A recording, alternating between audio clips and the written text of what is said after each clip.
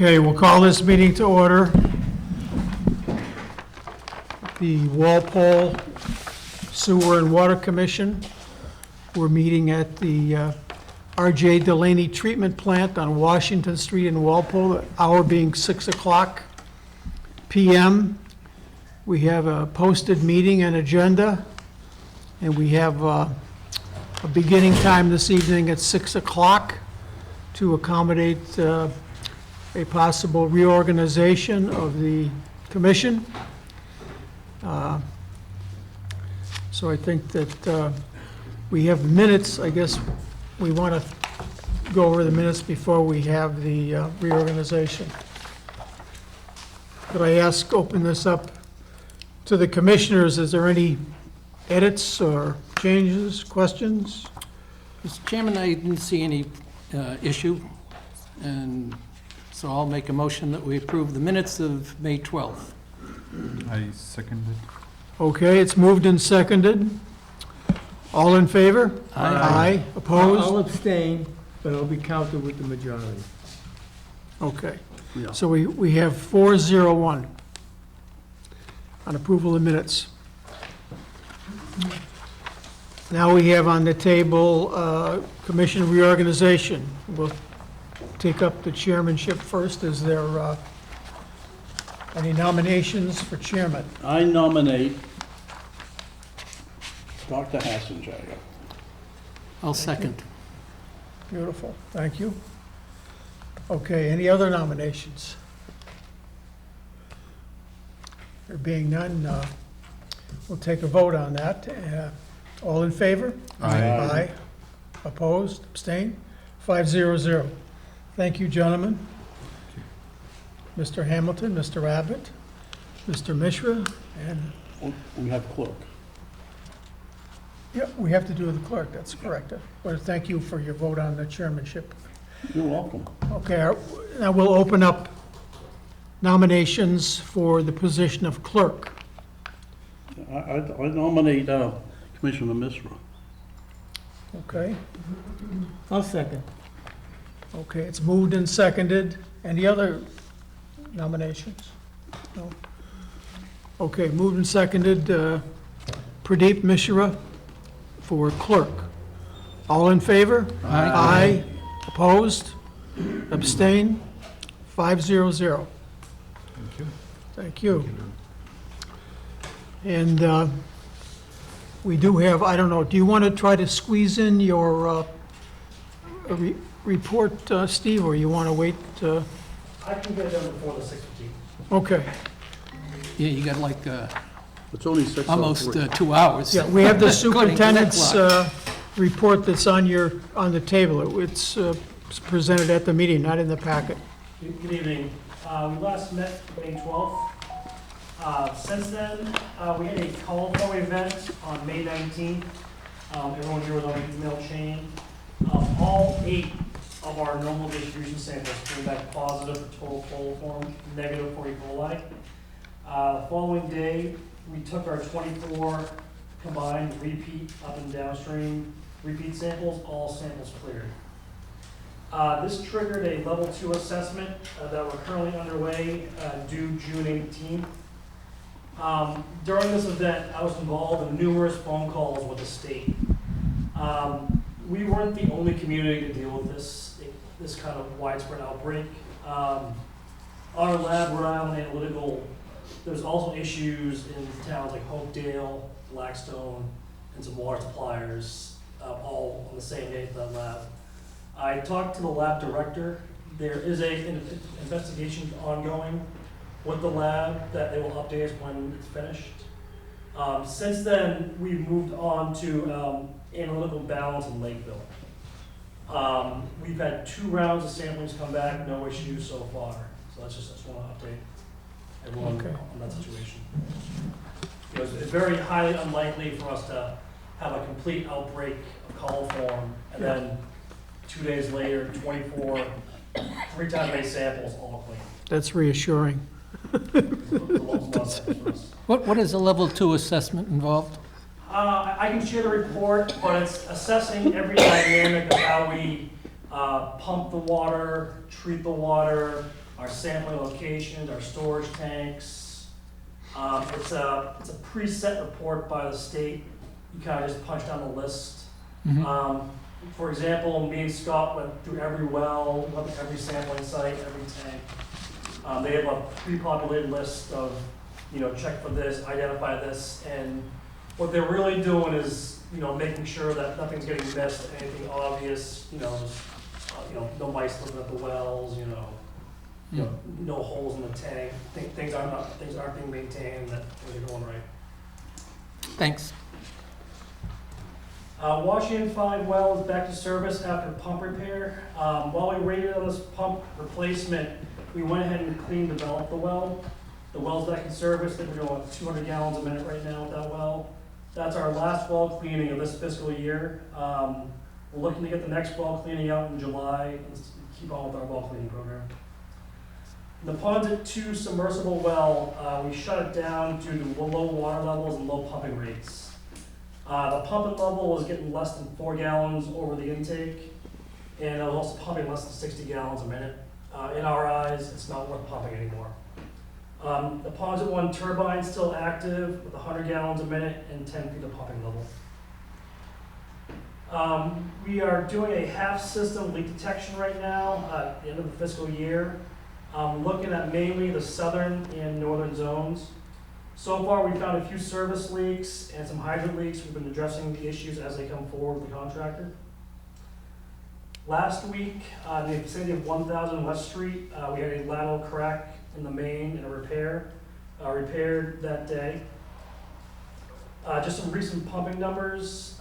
Pumping really picked up beginning of June. We're averaging about 2.8 million gallons a day, and we're seeing 4 to 5 day stretches over 3 million gallons a day. Should be overall pumping so far in the summer. And that's it. I get two questions. Yes, One is- Mr. Fasenello. Yes, Washington 3, how much to service and repair that pump? Washington 5, Washington 5, I'm sorry. I believe the pump itself was about 8,000. And what was the whole price? With the clean develop, I think the clean develop was about 16,000, so the clean develop, they're on site for about a week and a half, and then the actual pump replacement close to 24. Okay, and the other one is Rhode Island Analytical, okay. Sometimes, if you're showing like they are, they're doing maybe a very good job and being more critical of their product than the other one, which is Analytical Balance. Is Analytical Balance less expensive? They are actually the same price. They're the same price. This was more on a quality concern of ours. What does that mean? That because we had the 8 call from outbreak, all samples turned out clean. Yeah, It was indicated to us from the state that there's other water communities the same issue with us, complete call for outbreaks, yeah. that it's time to bring our sample somewhere else.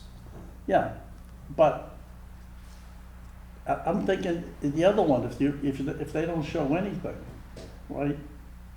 You know what I'm saying? Sometimes when you're Well, too good, you might be better. they're state certified labs. Yeah, I know. But I'm saying, just looking at this, I'm looking at the other way around, saying, oh gee, they're picking up, or somehow they're picking up other things, and this one is not picking them up. Well, there's either coliform or not in our water. Right. Right. Correct. So why are they responsible for the coliform? Do they take the samples, or do we take the No, samples? we take the samples All right, then, how would they be responsible? for the testing of the water. Yeah, they're finding coliform, right? They are indicating there's coliform in the water, yes. Right, and the other one is not. Well, And then they're doing a double check. we have a pattern of no coliform in our water. Okay, but still, Haven't we, in the last couple of months or last 3 months, had an isolated situation retested by the same people and it came back clean? So, Correct. so I think, I understand what your concern would be, Pat, but it wasn't a case of when we have seen these in the past that we went to another lab who gave us a good grade.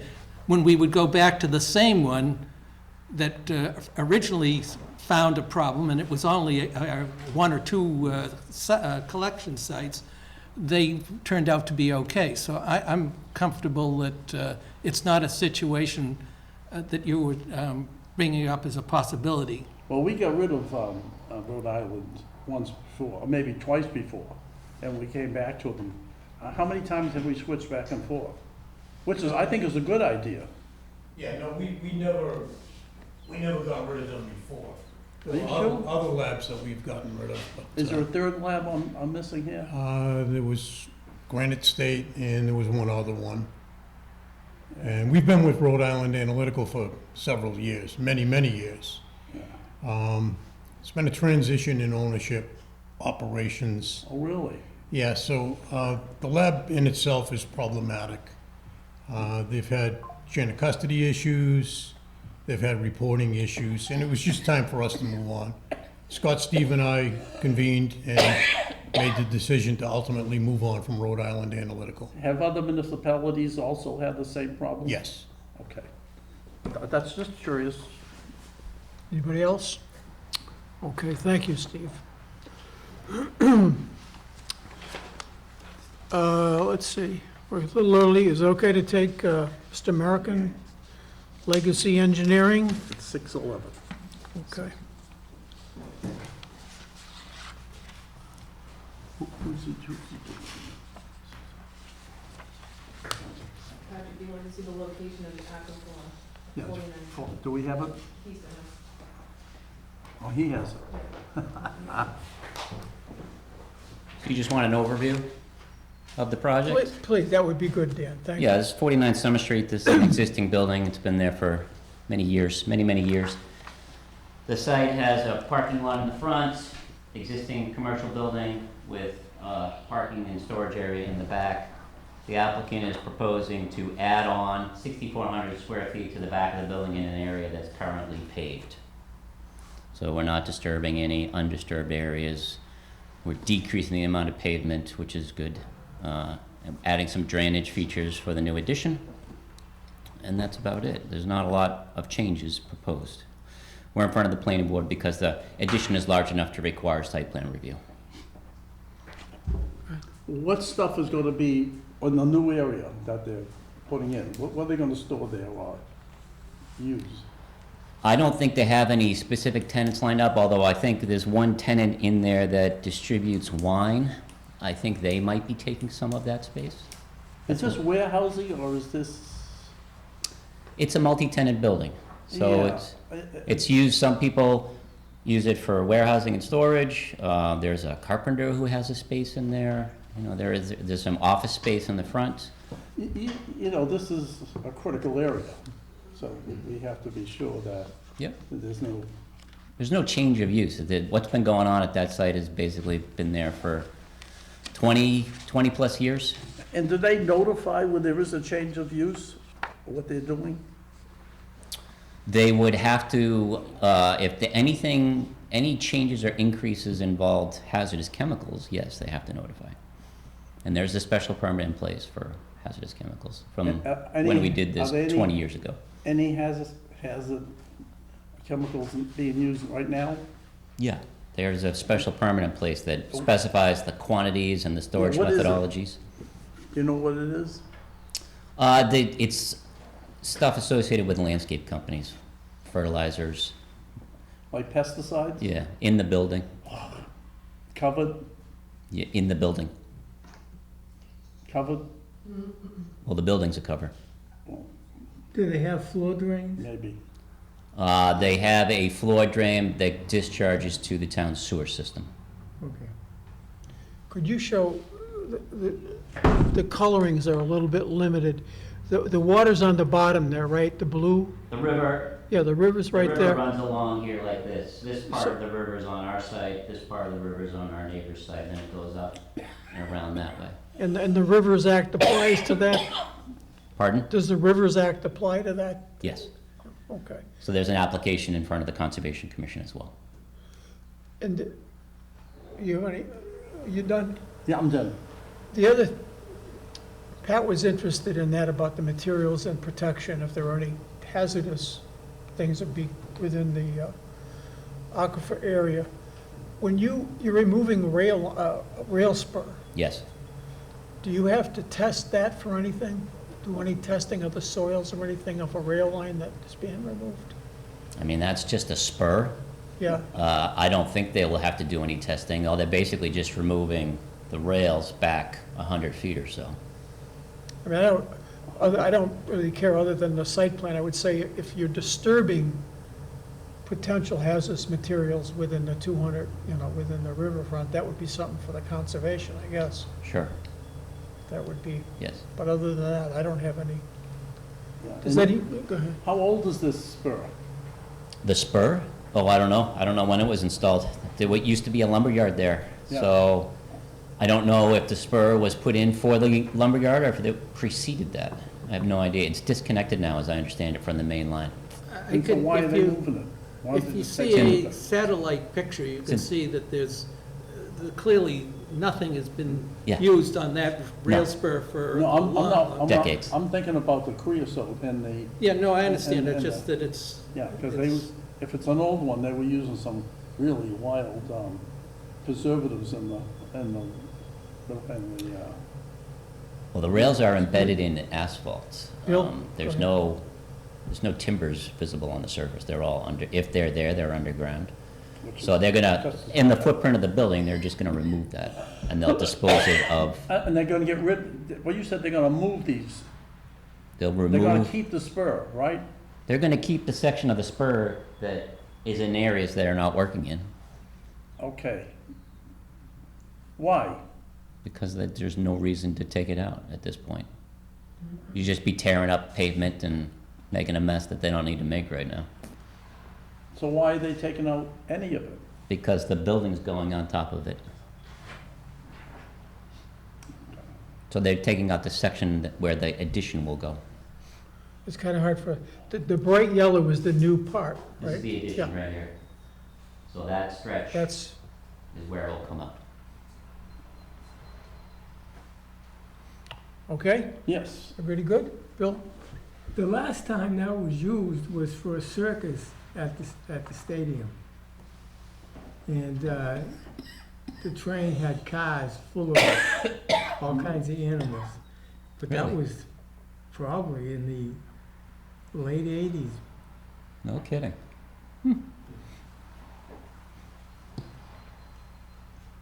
Okay, I guess you're good. Thank you very much. Well, thank you, Dan. Appreciate you coming in. I don't, well, I have a few at home, but Well, we don't want to hear about the bearded lady coming over there. Okay.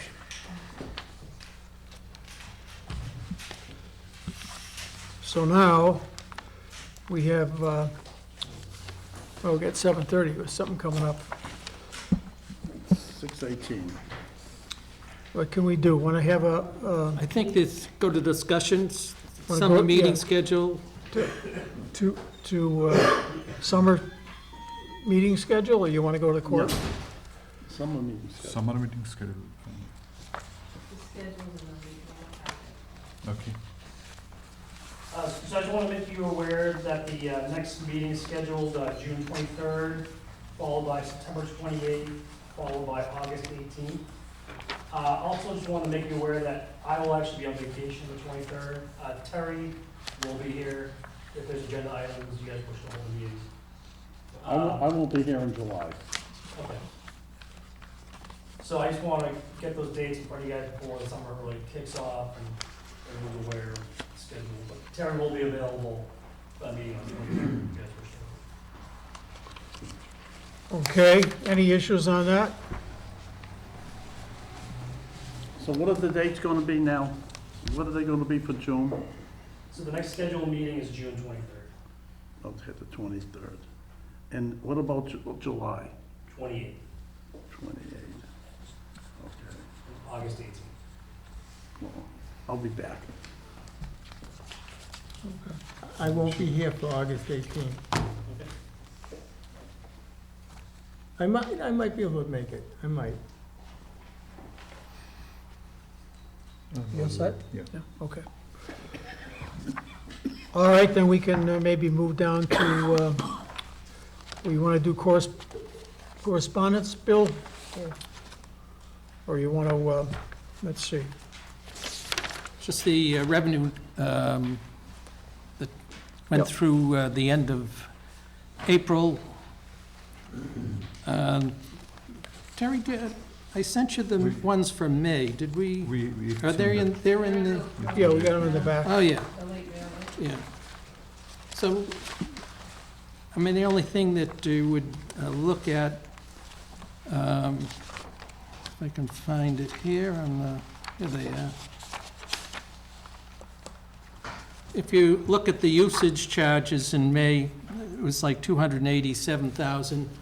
Those are generally a lower amount than we see early, and it's because you're looking 3 months back, which would have been the late winter, early spring. So, other than that, it's just what we've continued to report. Okay, anyone have any questions on that? If not, thank you, Bill. Just go ahead. for the public, the numbers are like end of May 31st, the total YTD was 6.657252 for water, and for sewer it was 5.9 millions at the end of May 31st. So, if I could on revenues, I think the primary focus needs to be on usage and the revenues that were collected in usage. Because if you look at the miscellaneous revenues, they're up significantly.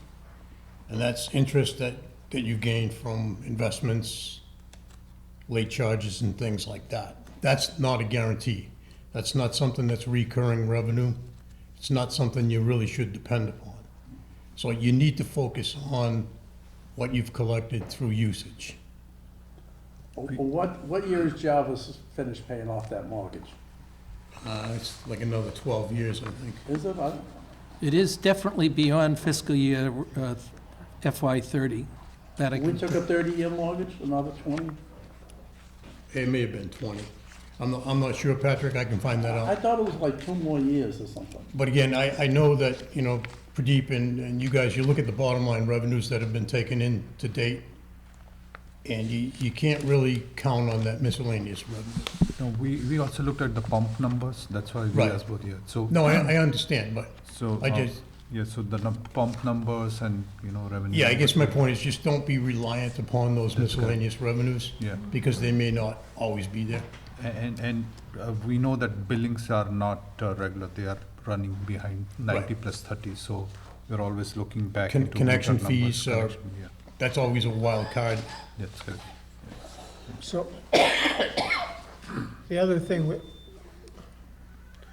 we do allow for a certain amount that's not collected on time. Correct, I That believe it's pushes like that 98% or something, 6%. 98.5%. Yeah. And I think that's factored into the documents that Jim and Jody and Lisa have provided. You'll see that, but again, the emphasis that I'm trying to get across is don't depend on the miscellaneous revenues, because, you could wake up tomorrow and they may not be there, so. Right. Thank you.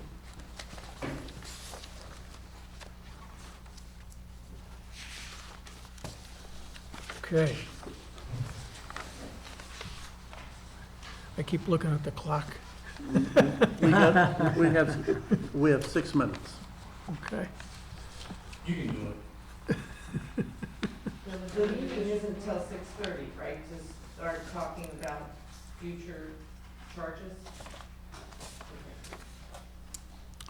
Okay, so,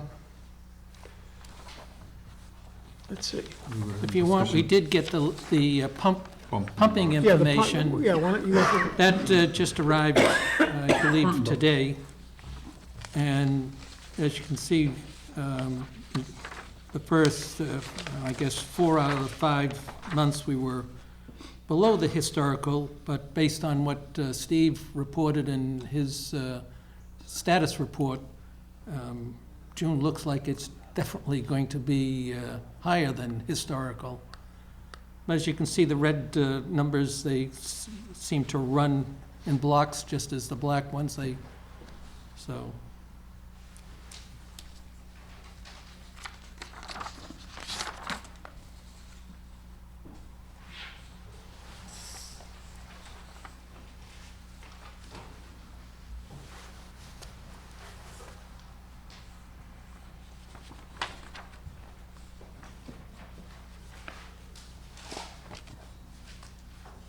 Okay? So, are you here for the 7:30 appointment, or what? At 6:30, it was announced that there would be a meeting about the future charges. Oh, okay. about- Oh, the rate, yeah, the rate hearing. Yeah, okay. So I hope you don't mind, I just saw a meeting and I didn't know if you'd started early. No, we haven't, we haven't started that yet.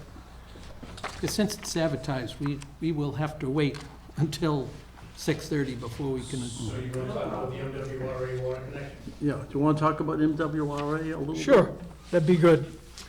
That's under old business. Right, so I believe Steve provided you guys with a chart. Mm-hmm. So Western Wisconsin has been working since the last time that they were here on this project. They're currently at the 25% design for the pump station and the water line. They're a little bit behind on the interbasin transfer, even though they are working diligently on it. So Leah will come to one of your meetings in July to give you a formal update as to exactly where they're at. But I think you need to know that they are pushing forward. They're going through the permitting process. Interbasin transfer is a bear of a permit to secure. And then they'll move on to the Water Resources Commission, and all the while continuing with the design of the pump station and the water line. So I think Leah had said they were like a month behind, Steve, Scott? She mentioned 25, be complete another couple weeks. Field site guys on site, begin the next. Yeah, just to go over to view the site one more time. The biggest issue we're having again is that bathroom. If you remember, last time she was here, she kind of indicated that because it's an above-ground pump station, the DEP and the new Massachusetts Plumbing Code requires a bathroom facility. We're trying to work with some plumbing inspectors to see if we can do something, because in my opinion, that's a cost that we do not need to incur. There's no reason to have a bathroom in there. Is that a full shower and everything, or I just believe it's just a sink and a hopper? yeah. Yeah, I hope it's not a shower. Well, will the adjacent soccer field have a bathroom? It would have a Well, porta that's, potty anyway? that's the question. Yeah, Whether it'll be a publicly accessible bathroom. I would imagine if we do end up building the bathroom, then we would want to make it accessible to the folks that use the soccer fields. did you get, is the regulation based on the size of the pump station, or when does that kick in? Because that- other, people are building pump stations all the Yeah, time. that I without- don't know, John. We'll get all that information from Leah. Again, I believe she plans on attending your meeting in July. All right, And she'll have more information for you as to where they're at with this, and most particularly the permitting.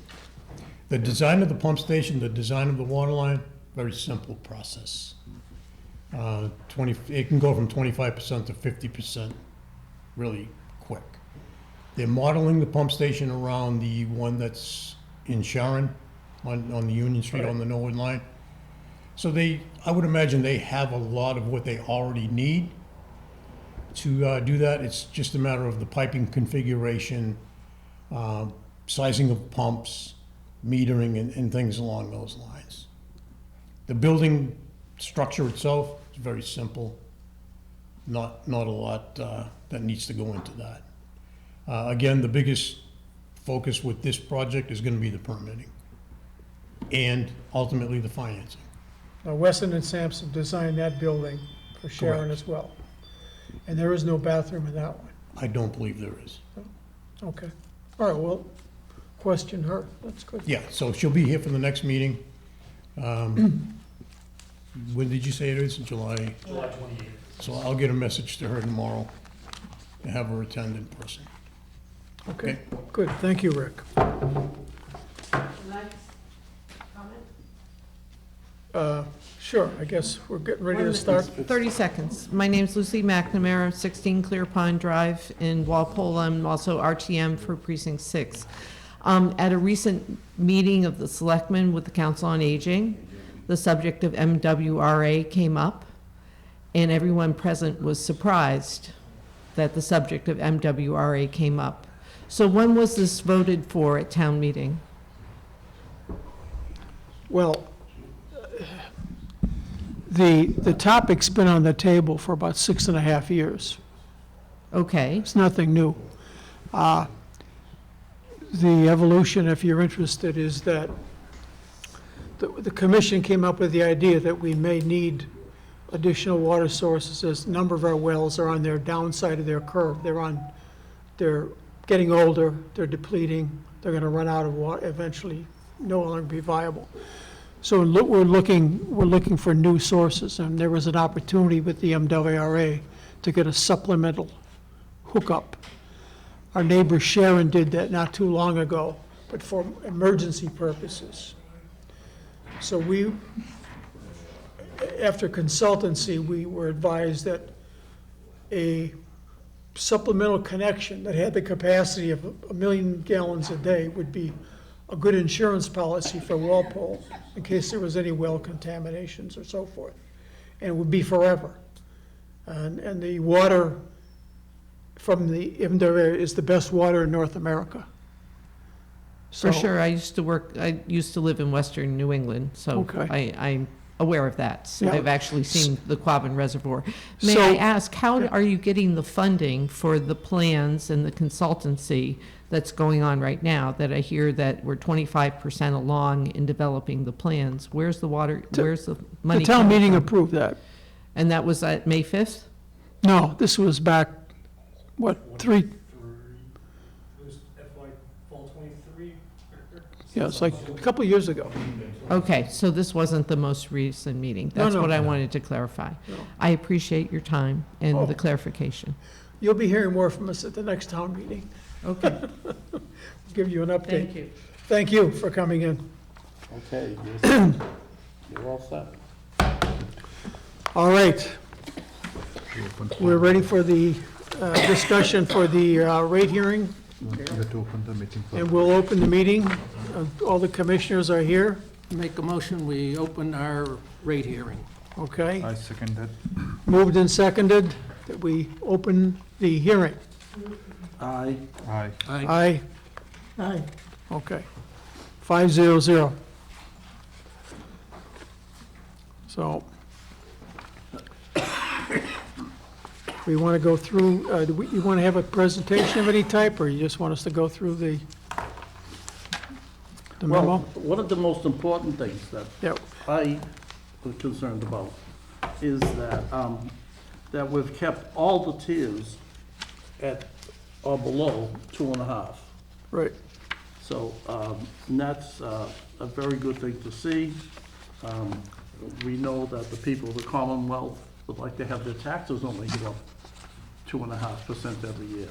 But the Water and Sewer Commission has figured out a way to have an increase of 2.5 or less for the tiers we have. Well, no, I think that's very important. Okay. Bill Abbott, do you have any comments? Well, it's just that we have been presented two choices here. Yeah. One is the standard approach that we've taken, which lies very heavily on the usage. And the second one is one that would have a separate charge, which could be referred to as a ready-to-serve or and many other communities have them. What's being proposed is based on the meter size that roughly would, for most of the people, would be an additional, or not an additional, but a fixed $8.12 or $8.85, depending on the size of the meter. Those are the two most meters that account for, I believe, over 90% of our residential customers. And as a result of that, then there's a slight reduction in the actual rate that would be applied to usage. And the example would be on the might be less than $1 reduction for, say, Tier 1. Now, the idea of using a flat fee has been presented to us with, if you remember, the Abrams report many, many years ago. Many communities do it. It does start on the idea of minimizing or so heavily depending on the usage, which can fluctuate based on, the weather and things like that.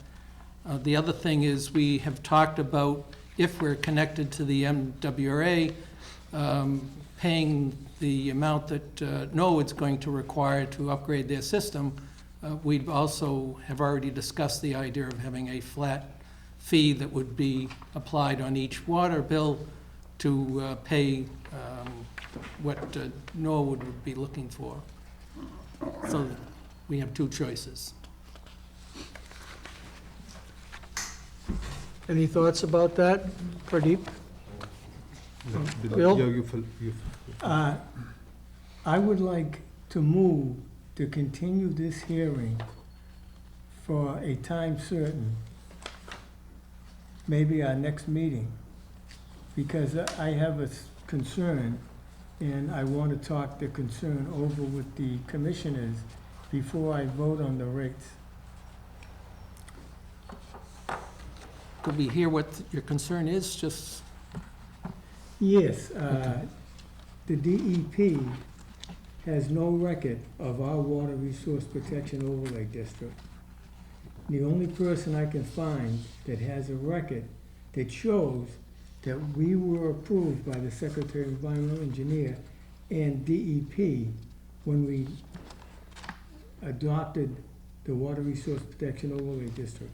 The only person that has paperwork on that is Gregory McGregor, who was the environmental attorney on the development and approval of the Water Resource Protection Overlay District.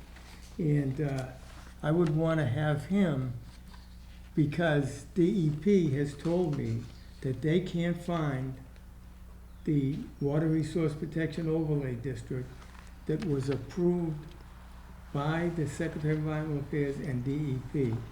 When they moved from Lakeville, they've told me that they either misplaced or misfiled that report. So the only person that has it now that I'm aware of is Gregory McGregor. And I would like to be able to obtain that from him, and maybe even obtain some services from him about the Water Resource Protection Overlay District. Bill, how does that affect the water rates? This is a rate hearing now, right? Well, if we need money for Gregory McGregor, it might have to come from what we do with the water rates. That's why. Right now, and I told the superintendent, I will vote not to raise the water rates tonight, but I will consider, if we do consider something with Gregory McGregor, to do whatever we need to do with the water rates. Well, I think that would be like next year, wouldn't it? The next fiscal year? I mean, The town meeting has already voted how much money we can spend for this coming fiscal year. And Pat, you're correct. It would be for the fiscal year '27 before, I suppose, you could have something at the fall town meeting to adjust the budget or whatever. So if I could, in reference to the Water Resource Protection Overlay District, the regulations that are in the zoning book are off of that Water Resource Overlay Protection District. So, at one point in time, the town of Walpole was in non-compliance because we did not have a particular bylaw that protected the aquifer. That is no longer true. I know that to be a fact because I was the one that had to live through it and write the letter to the DEP. Now, the DEP has all the records pertaining to our Zone 2, Zone 3, and Zone 1s. So I don't believe it's 100% accurate that the DEP has no knowledge of our water system. If the DEP did not have that information, you would not be operating as a public water supply. I think there may be a confusion. The fact that we have 4 tiers is not Areas. related to aquifer area 1, 2, 3, and 4. And if we're, there is no confusion other than they happen to be 4 of items. So I understand you may have some concern about the Right, so mapping, but drinking water regulations through the DEP are based on zones, not areas. To Bill's point and to Mr. Hamilton's point, the confusion is that we have areas in the zoning regulations. These guys and I operate under the DEP zone regulations, which is what we're required to do. If you look at the overlay protection district map and the zone map, the zone 1, 2, 3 map, they're pretty much aligned. They're very close. There are certain things you can do in zone 2 and certain things that are prohibited in zone 2. They pretty much lie in line with the zoning regulations.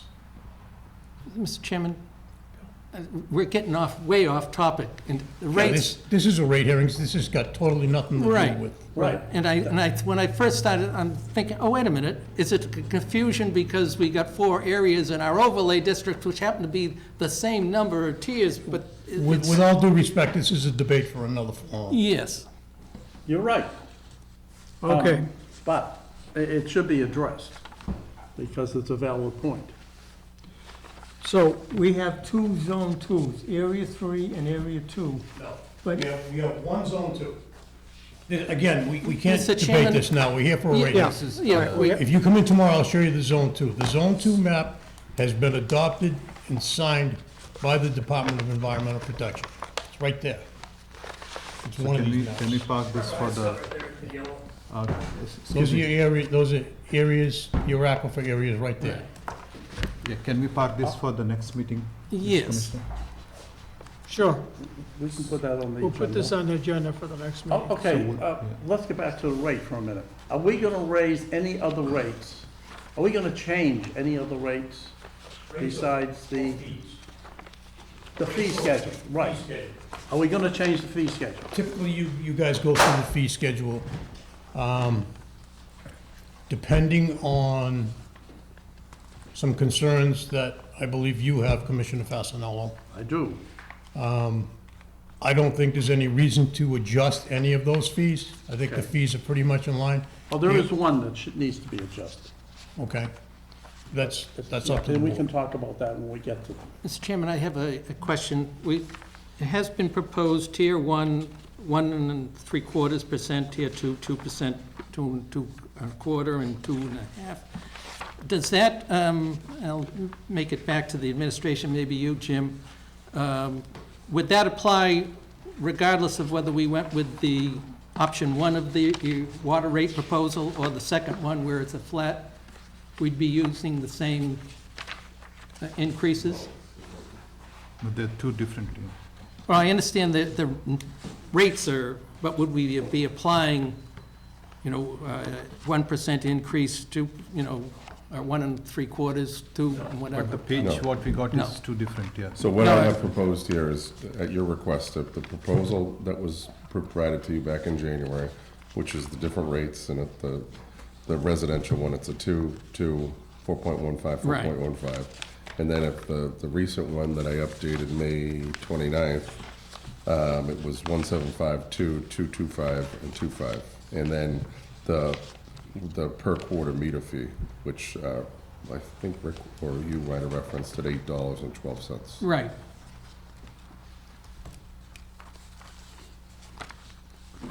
So the per quarter meter fee, is that targeted for a specific use? Is it for meters only? It's the size of the meter. So it's like the $8.12 ones, it's a 5/8 size meter. I'd say 90-ish%. You have 4,100 meters at the 5/8 and 5,000 meters at the 3/4, and the 3/4 is 8.85, and then it drops down to 139 at 1.1. So there's the two major categories are the 4,100 and the 5,000, and that's 5/8 and 3/4. So I think to your question, John, is it specifically, are those funds specifically earmarked for meters only? No, it's a ready-to-serve charge. Okay, Okay, so you guys have in excess of $5 million on the first year of your capital improvement plan that somehow needs to be funded. Right. This is one mechanism of funding that. And to Commissioner Abbott's point, when the Abrams Group did the last study for you guys, I believe it was like 3-4 years ago, it was heavily suggested. Actually, you were one of the only communities and one of the only water departments that didn't have a ready-to-serve charge. At that particular time, they had recommended $32 per quarter. So, right, so this is annually. correct. So Chairman, just so we can focus on one, I'd like to, But this is not based on it's not based on the service size, it's based on the meter. right. I'd like to suggest that we focus on the second option, the one with the ready-to-serve, which is based on the meters, and see if that is something that the board is interested in. And my thought is, let's try and narrow down between one or the other, and then go on and see whether we like it, want to make some sort of modification or not. I would like to raise concern here. The two options given are good, especially they are trying to meet the budget role. The only problem here is that we are introducing this meter charge, which says that it's per quarter. However, our billings are not per quarter, they are per 90 days, and they are spread for different billing groups. It happens like different week, different business days. So it's hard to calculate or estimate that who will be billed in the fiscal year. The bills are spread for 3 months. So 90 days plus 30 days, like 120 days gap is there between the different billing groups. So what we are assuming here is that the bills are happening quarterly, and within a financial year, we'll be able to bill everyone. That's not true. So that's one thing. The second thing is this fees, which is trying to generate 330K, and the other option where it's not generating 330K. There's not much difference, like there's 1.75 and 2%. That's like change in the weather. That's like one sunny days or few sunny days extra. It does not generate enough, it doesn't change enough, what you call revenue. Instead, it just create another problem for the billing. We have to explain this to the resident why we are charging these fees and which quarter they have been charged and what is the advantage of or why this bill shows up into the mails. So I am opposed to this particular format. Yes, of course, other towns have it, Norwood have it, but Norwood does a monthly billing. Their bill lag time is 10 days, and our lag time on a quarterly billing is 30 to 35 days. So we at least, I don't know about others, but I see that the billing is not at par with other town. It's not modernized. It's irregular, and I don't want to reward irregular billing practices by adding more fees. the, So if I could, we're currently working with Munis. Okay, you'll see in your capital improvement plan for this annual fall town meeting, there's a certain amount of funding in there for Munis to assist us with that. There are many features in the Munis program that we currently don't take advantage of. So we're looking to enhance our billing capabilities and to address the issues that we know have been ongoing for quite some time. In terms of the additional ready-to-serve charge, it's something that's been long overdue. Like it or not, it's a necessary evil. When you have millions of dollars in capital improvements that need to be done to your water system to function, you need to fund them. If you want to raise the rate 18%, 20%, that's fine too. But you're going to have to find a way to fund those projects. If you go into town meeting without a way to fund your projects, they're not going to get voted. Infrastructure-wise, you're going to suffer. Quality-wise and quantity-wise. If you don't responsibly set the rates, then your water system is going to be in peril. I have just one thing. I think our rate structure are going fine. I see that there's a water retain earning of 1.3 million and sewer retain earning of 1.4 million. And from last 3 years, we have been using water retain earnings and sewer retain earnings to add new infrastructure or do the improvements to the water and sewer infrastructure. So I don't see any big problem. There's no big gap in our revenue and our estimate whatever we're making. Until the town shows that they're improving the billing system, I think it should be added. This meter charges should be added. But until that improvement shows up, I don't think we should create another problem for the residents and try to explain them why this fees is showing up in their meter. So it's not a problem. It's a ready-to-serve fee. If you look at the price of a gallon of water, it's ridiculously low. Now, people get sewer and water bills. The vast majority of that bill is the sewer charge. If you took that sewer charge out of the equation, the bills would be more than reasonable. Your water right now, ready to serve it to your door. You turn your faucet on, the water comes out, is less than a penny a gallon. It's less than a penny a gallon. Not only do you get the ability to turn the faucet on and get the water out of the faucet, you have it in the hydrant. That's important. We had a house fire today.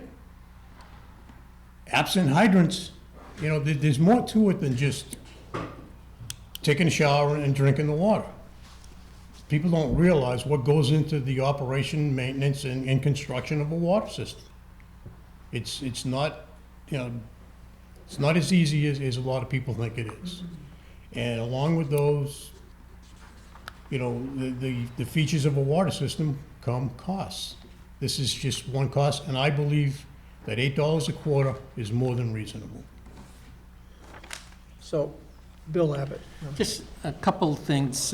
One, what Pradeep mentioned was correct. We don't bill on a particular date. It is spread out. And I had a similar question when this came up. And what was decided was that if you used any water in fiscal year this 26, that would trigger that you would get the quarterly charge. So if the final reading of a particular bill was, say June 15th, you wouldn't see it. But if it was July 2nd, and the cycles move along, they're not tied all at one spot. But I can guarantee you that for at least the last 3 fiscal years, everybody has gotten 4 bills in the fiscal year. So even though that we're spread and whatever, they, Not everybody's paying on the same day. right, but But they, they're all we, paying, by the end of the year, they're paying. everybody they're has gotten. Ready to Right. serve fee. And the other thing is, when we're setting the rates, what drives it is, a lot is the estimated consumption, which we have, we have some historical, and we can, and you want to be conservative because we've seen it much higher and sometimes lower than what we're using. And when you start to have a fixed thing, you're lessening the impact of trying to guess how much water you're going to sell. And, we have 8,000 plus customers, all of which deciding when, they're going to use water and when they aren't. And yes, we do have a management policy, but, it is something that you start to minimize the impact of trying to guess what the consumption is going to be for the entire year. Correct. So, I think this is, different people had proposed this. Rick had proposed it, I think, and the ready-to-serve terminology, that concept, we've entertained as a way to actually save on borrowing as well. So we can absorb some of the things that we'd ordinarily borrow on. We do it that way. The consumer is giving us a pass, really the money, the rule of 7, if you borrow somebody for 20 years, that's a 3X. If you don't have to borrow it, it's 1X. So the consumers are saving themselves and the ratepayers a lot of money if they understand this.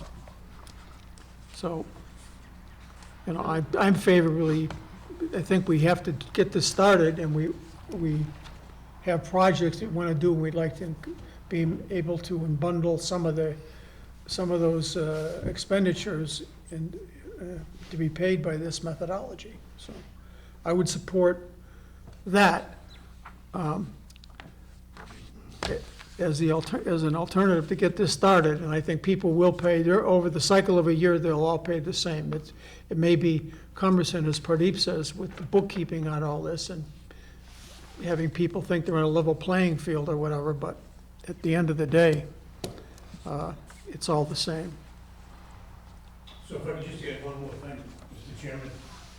I know Commissioner Fascinello, you were concerned about seniors and those that may need some sort of financial assistance. I believe there were roughly 400 accounts that were identified in the You're talking about tier Abrams one. study. And we proposed that those accounts would be exempt from that Because- quarterly charge. Because adding $32 to them would be Right. kind of counterproductive in my mind. It's accounted for in that proposal, that those 400 accounts, should they come forward and request assistance, would be exempt from that quarterly charge. Okay. So I had something on another dimension here. We had talked about the, in section C, system development charges for a water service.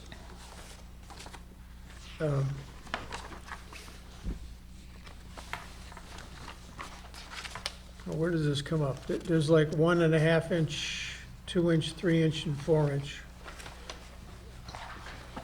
And the weight, Those are the actual numbers of, number of customers who have that size, particular size water meter. I know it was a project that Steve was working on. He asked me for some information, and For instance, we have 1 8-inch meter at Siemens in town, 10 inch and a half meters. 10 more inch meters. So 2 inches and under is the small rate, so to speak. Is that correct? 1.25, 1 inch and under, I would consider. it's on page 4. Well, I've got it on page 5 here, is, In other, looking at what other communities, oftentimes they lump the 5/8 and 3/4 as considered as the low. And when you look at it, it's, you know, Not this one, this one.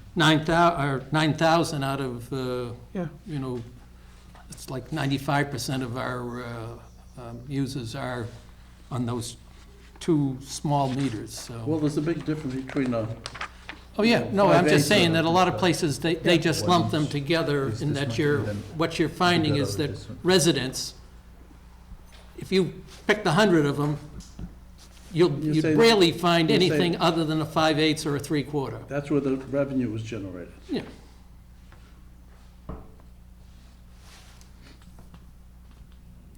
So I'd be in favor of this approach also, Mr. Chairman. All right, so I guess what I'm asking, because I guess I don't see this. Homes with, irrespective of what the pipe size is, they're gonna pay the same, the $32?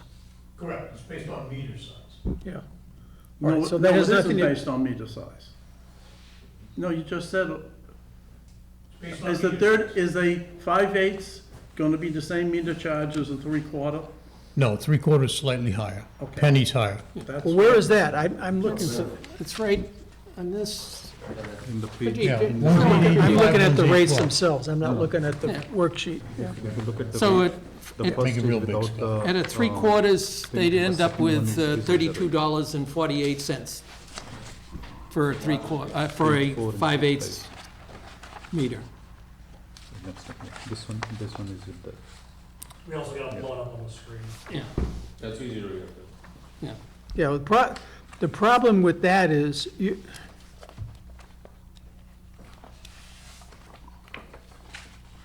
so these are the meter sizes, though. Correct.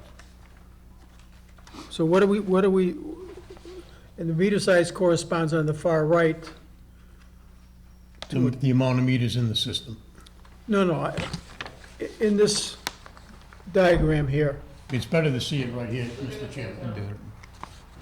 all right, on the left, I have a 2-inch meter, I'm gonna pay $25 versus somebody who has a 5/8 meter. Correct.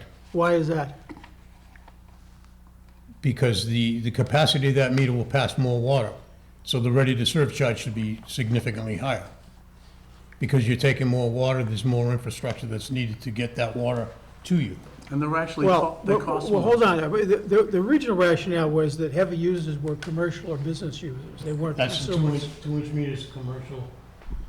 Yeah, All these here would be commercial enough. but like the Walpole Fire Department requires certain homes to have 2 inches because the fire department doesn't have a, I don't know of any home that has a 2-inch service in town. I think Frontier Drive, all the homes Those do. are fire suppression systems. They're not metered. So what kind of line do they have? They have a 2-inch fire suppression system. There's no meter on a fire suppression system. We don't meter fire suppression systems. Where do they fit in there? A They 1-inch don't. meter? They don't because they don't exist, Mr. Chairman. The meters for the fire suppression systems do not exist because we don't meter them. These are all domestic usage and commercial use meters. That one, the only 8-inch meter in town is Siemens, is Stevens. 2-inch are typically your laundromats, car washes, Okay. restaurants. Anything that's 5/8 and 3/4, or even maybe 1-inch, primarily residential. There's already a fire sprinkler assessment yearly, for example, 2 inches, $100 a year. That's That's for what the I was line, looking that's for, not for right there. meter. It's different than the, That's different than this. yeah. I was looking at the wrong table.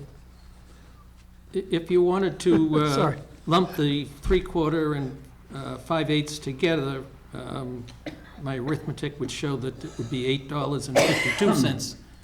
Why would we But do that? We have I a perfect just- formula right here. I'm not suggesting, but there seemed to be some question, and Yeah, well, no, what I was saying is that people were required by the fire department to have a 2-inch pipe. I do remember those. and I do remember there's a handful of They homes shouldn't up be in the. treated as a commercial. I mean, that's not our philosophy, why we're doing this. No, but we don't bill for those separately, because they're not metered, John. Okay, all right. If that fire suppression system triggers, God forbid, because of a fire in one of those houses, you guys are paying the water gratis. Yeah. And the reason we don't meter them is because they usually require strainers, and they're subject to plugging and blocking, so we don't want to impede fire flows. Right.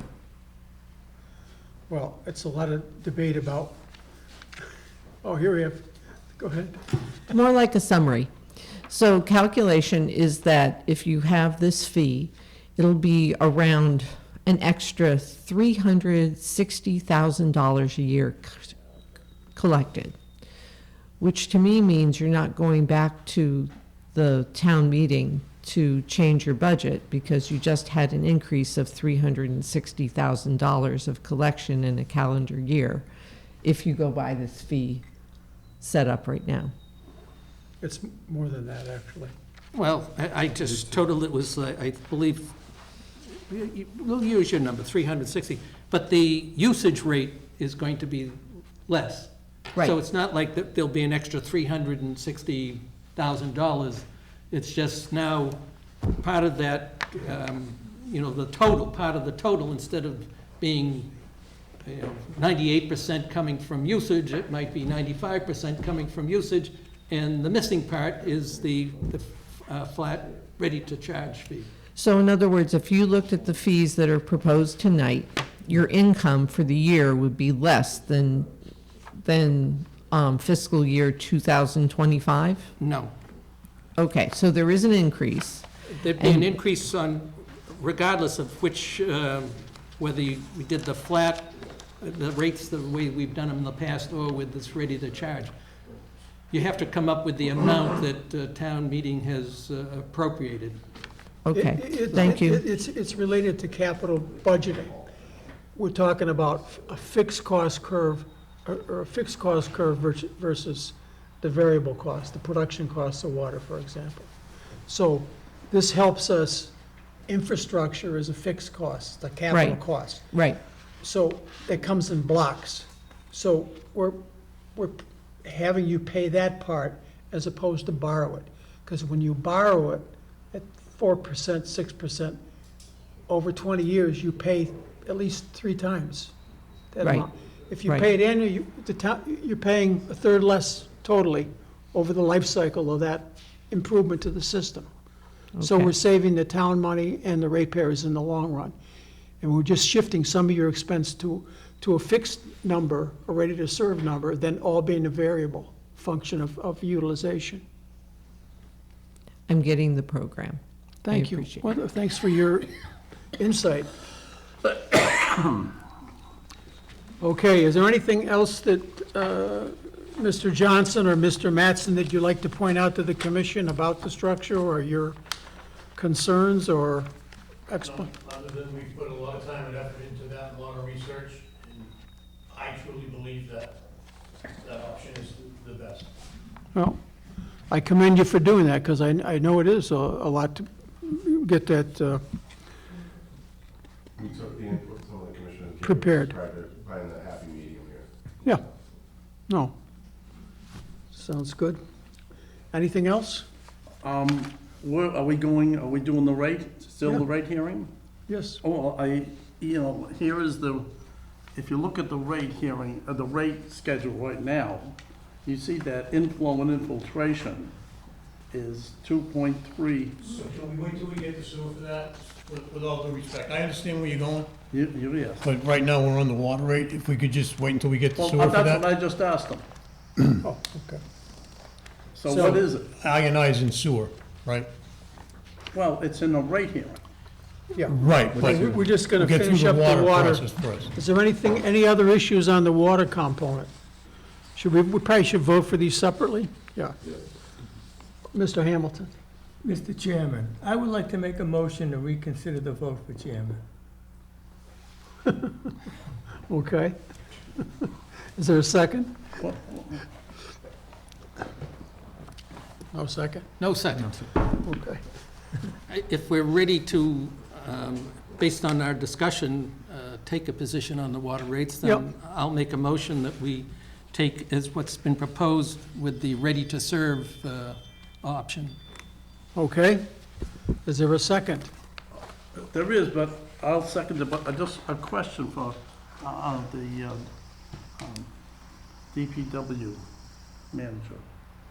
On tier one, the $8 charge, they're gonna have to request that, or is that gonna be automatic? To positively identify the accounts, they should request it. Well, I would think that if you're using that low type of a amount of water, you probably, it just gives, it makes the people have to come down to town hall and request that. I would like to see that automatic. They don't necessarily need to come. We can work But they with, have to address it somehow. somehow, we can Okay. work with Yeah, Kerry at It's another the piece of bureaucracy. Council on Aging. Didn't the town collector come up with a list, and we didn't even have to act on the thing? She came up with the list of people There's who some just, ki- yeah. There's some So- kind of fund, Right. We could so- certainly use that list. Yeah. but we're doing the rates. No, I Yeah, understand, yeah. but that's how Yeah. that could be addressed, so that people don't have to, they didn't have to when we, in this current fiscal year, gave people who had low incomes. I think it's cleaner if we say that the meter charge is exempt for people who are in tier one. No, No, you can't no. do that. Why not? Because the vast majority of your water is in tier one. Huh? The vast majority of your customers are in tier You're one. just That- interested in the seniors. Tier one is, how many gallons do they use? 1,500 cubic feet per quarter. Right. so- It's related, Yeah, one's it's related to 1,500 income. cubic feet per water. One's rated to income, and the other is rated to how much water you use. I'm- There's not I'm not doing the income one. We tried that 35 years ago. We did it And this we had- past fiscal year, Pat. And we So, had to go around and check people's finances. no, and so how much those they- accounts were previously identified, as Commissioner Abbott said, by the Finance Department. So we will start with those accounts. It's our duty to protect the people's And I- water Chairman, prices, I not the want to raise finance the point of department. order. That they're Point not of order. elected. Yeah. Uh, Hold on. We need to first decide what this charge is and what is the language of this charge, which will appear on the water bill before we vote. It's gonna on be the a rates. meter charge, right? Which is fine, Yes. but it should have a language. Yes. It's called And the ready to language- serve. Yeah, so what is that legal language which you are going to put for the residents so if before we you- vote for the actual charge? If you use less than 1,500 cubic feet of water, you don't have to pay a meter charge. No, it's not tied to usage. Well, we can make it that way. That would be risky. Why? Well, both, Tell me where's the risk? If you have a household and you use only 1,000 cubic feet, right? okay, you pay 1.75% increase. You don't have another $32 on your bill. From a billing standpoint, I'm not sure if we'll be able to apply it in that kind of fashion. That's getting pretty Oh, complicated. come on, please. Every time I ask for something, oh, I don't know if the computer can do it. Oh, we have Epic or we have So- this computer. so Commissioner No, Get Fasenelli, a we- computer that works. We have those accounts identified, okay? So we will ensure that those accounts are not assessed that quarterly charge.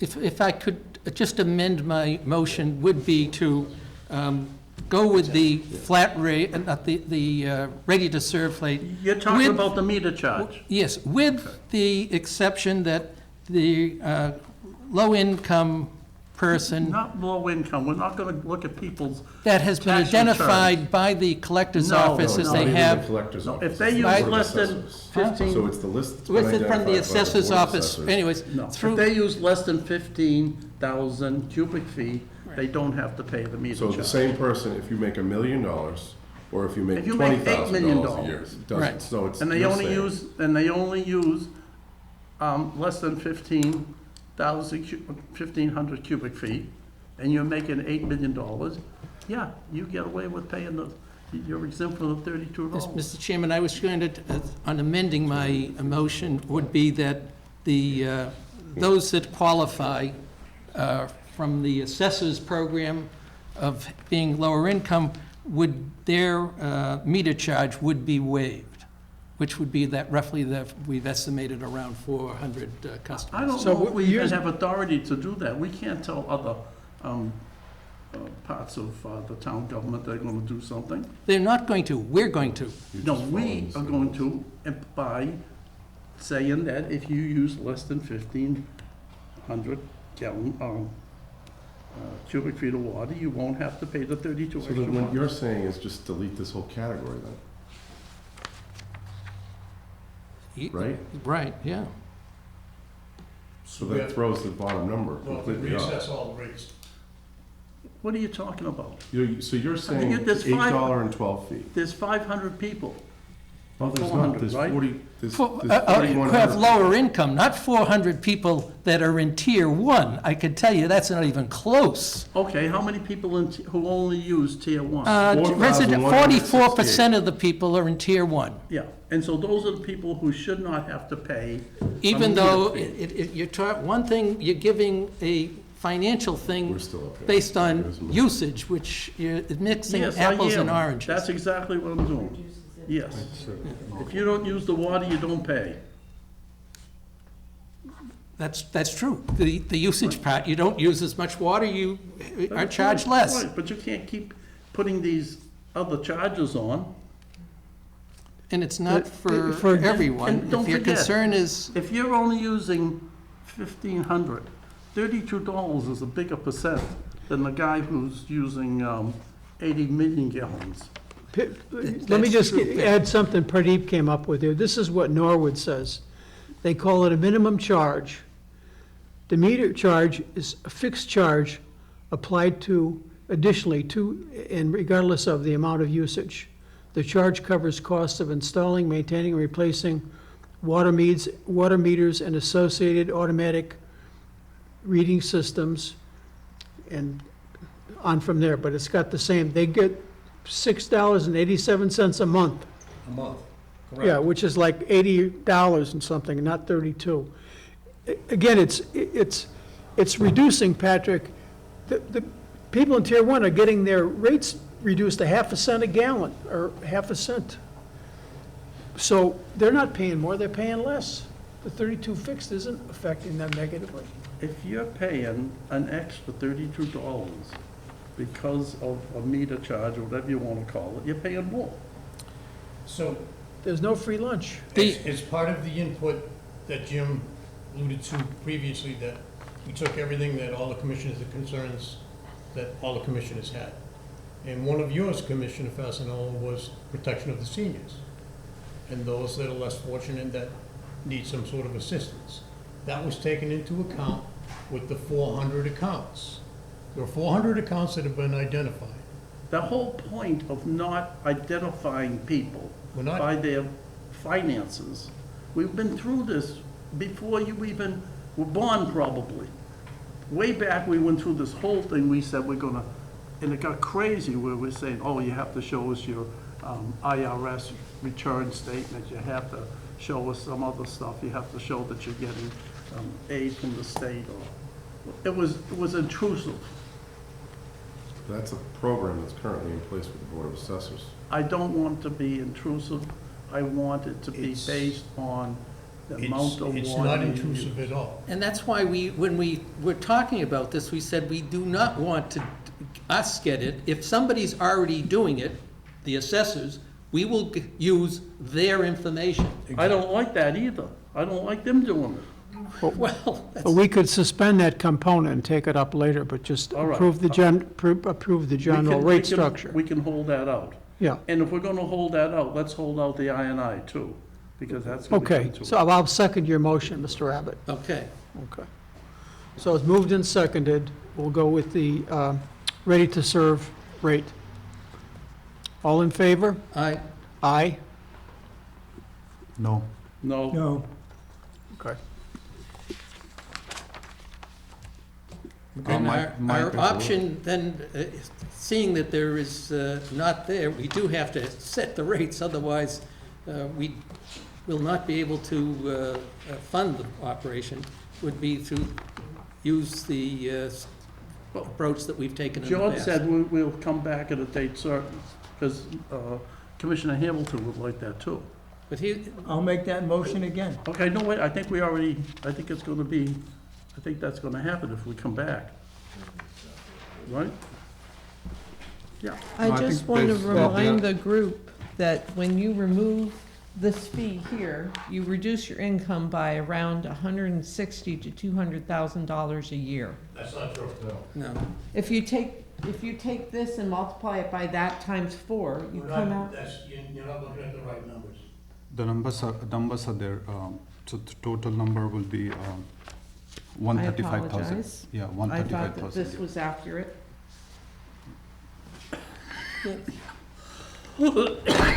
Okay, well, I would just have to say, my motion was misinterpreted here. What I was just moving that we set aside any variances from the ready-to-serve rate and have it the full schedule as presented.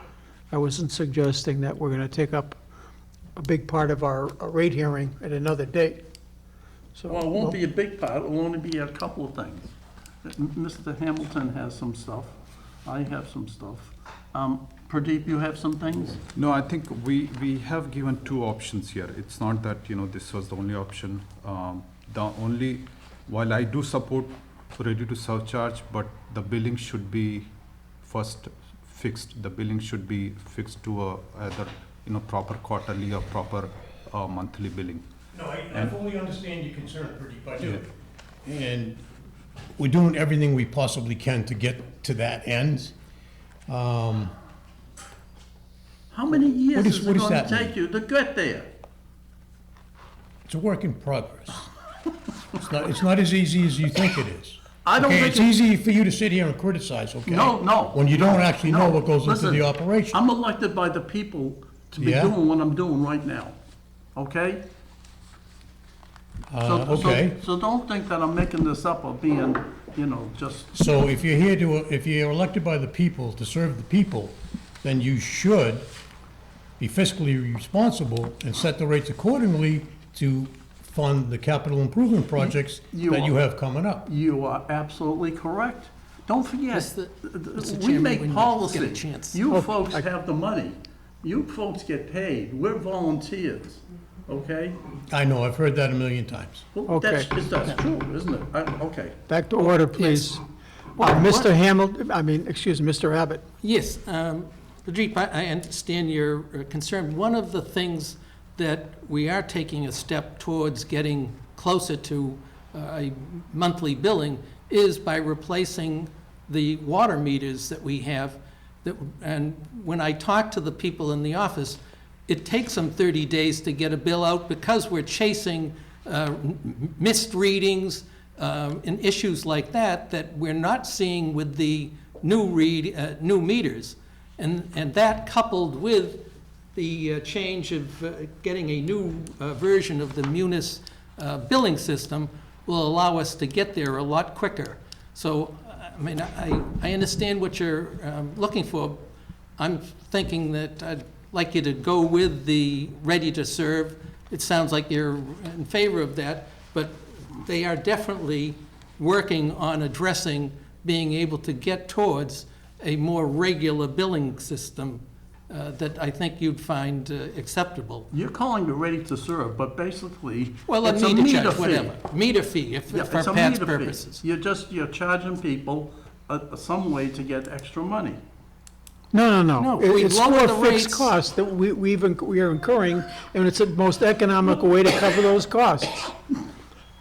So I would just ask Pradeep if you could Reconsider his- reconsider on the basis that they are, we know we're in the process. How many meters have we already changed out?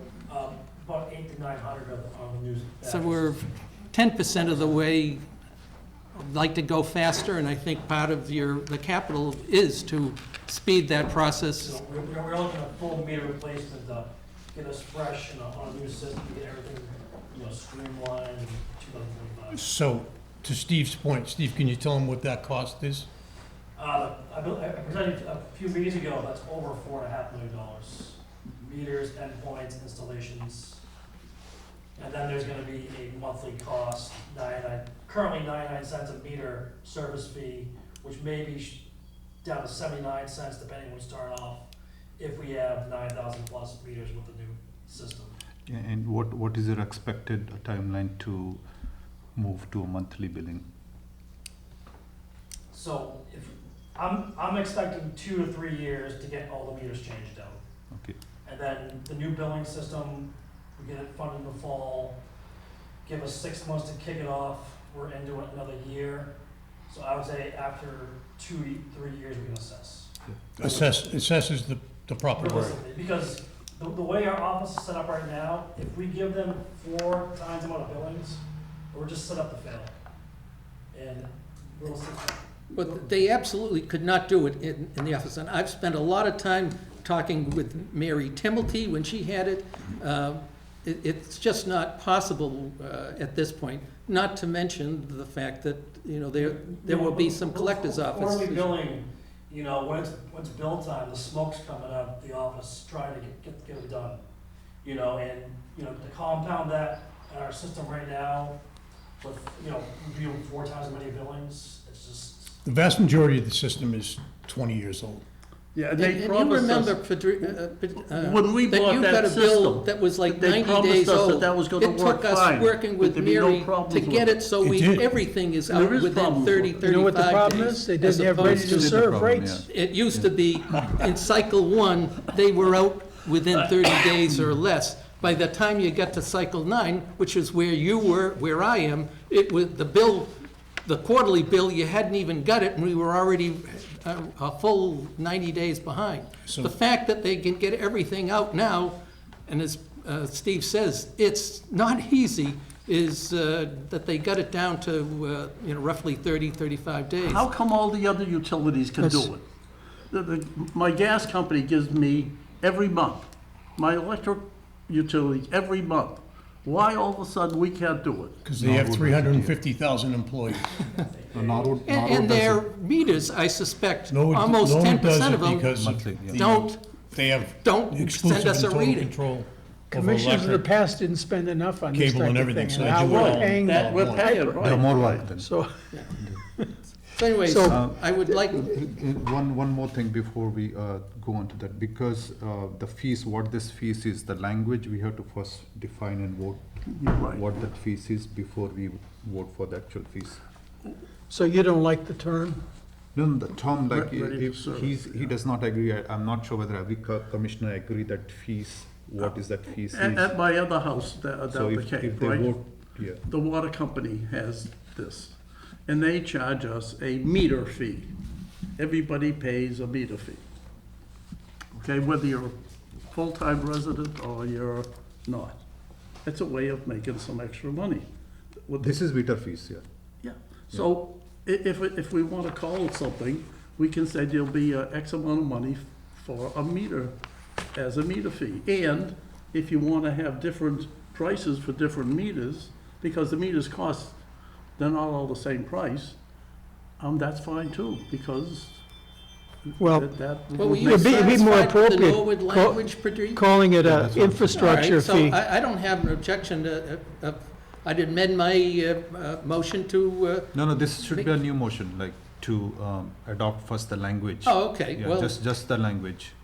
So I make a motion that we adopt a minimum charge as charged by Norwood for the meter, using the their language. language. their language, and which is like meter charge is a fixed charge and applies in addition to and regardless of amount of users. This charge recovers the cost of installing, maintaining and replacing water meters and the associated automated meter reading equipments. I second your motion, and I agree. Get the language first, and then we'll vote on the actual Okay. rates. So you So want to that's- offer the amendment? No, No, he's this- saying Oh, a that's your different, original, so okay, original motion. Original okay. motion to the You're what gonna- this charge is. You're gonna Yes. call this a fee. You're saying there's gonna be a new fee, and then you're gonna describe it, right, like Yeah, you did? yeah, Just that's as he it. did. And there's not many numbers on that yet. No numbers, just No the numbers. description. Yes, okay. This is no All numbers. right. I'll second that. Well, I Oh, already Mr. seconded. Hamilton, I'm sorry. Pradeep made the motion, I seconded it. And so unless there's other discussion, we could vote. And then get on to voting the actual rates. I'd like to put Okay. it on the screen, if I were just to read real fast. I know exactly what the language is because that's where I got it. Oh, okay. So, Bill? Mr. Chairman, I don't drink the water because it tastes terrible. I go to South Boston quite a bit and I shower in the Elm Street bathhouse. Why should I have to pay a $35 meter fee? because if Well- your house catches on fire, the hydrant in front of your house will work. It hasn't in the past. Okay? We can debate that later too, Bill. Well, the other thing, if you want to sell your house someday or something, you'd have to have, water service. It's a utility, It's and you have to keep the pipes going exactly. and the water going through them and the hydrants working and the leaks fixed and, There are homes in my area that have their own well now. Point being what? I could go with a private well. Go for it. Yeah. And to get back, okay, that would not apply to people who are using less than 1,500 cubic feet of water. No, this is Okay. just a fixed charge. Hmm? This is just a fixed charge. We can have another, I know this one is not, Yeah, I know, yeah. that's another fight. Yeah. That's, okay. okay. Patrick, So- let me hear what you have to say, exactly. Your motion is, would you say it again, please? To have a fixed minimum charge, independent of uses, to fund the whole meter reading and billing system, as per the Norwood language. A fixed minimum charge? Yeah. I can read it again if you want. Yeah, read it, please. The meter charge is a fixed charge and applies in addition to and regardless of amount of uses. It charge recovers the cost of installing, maintaining and replacing water meters and associated water meter reading equipments. Okay, usage charge are calculated in addition to the meter charge. Of course, the big question is then, why isn't the rate covering that? No, it can cover either way. You know what I mean? Yeah, that's true. So what's yours say? It's a different kind of cost. Yeah, the rate Some can people are cover not it. using the water, the system is still there, the pipes are still there, everything is operating, the plant's treating water, et cetera, et cetera. It's not a function of whether they turn on the tap or not. They may go to Florida for 2 years. The system is still there, we're maintaining it, we're repairing it, it's operating, we're improving it. Are the And rates we have to pay the cost of that, it's a fixed cost, it's not a variable cost. Aren't the rates supposed to pay that?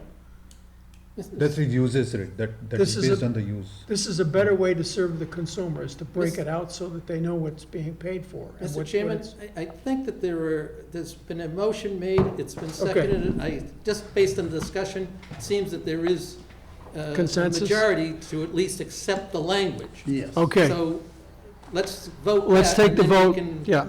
I thought we did that. All in favor of Pradeep's motion? Aye. Aye. Opposed. All opposed? 410. 410. So Okay. now go back to the language of accepting the rate as identified with the ready-to-serve or meter charges as a flat rate. So it would be the 1.75%, 2%, 2.2 and a quarter, and 2.5%. Those rates that were in our... The alternative schedule. Coupled with the meter charge. No, that's where you're going off the Well, rate.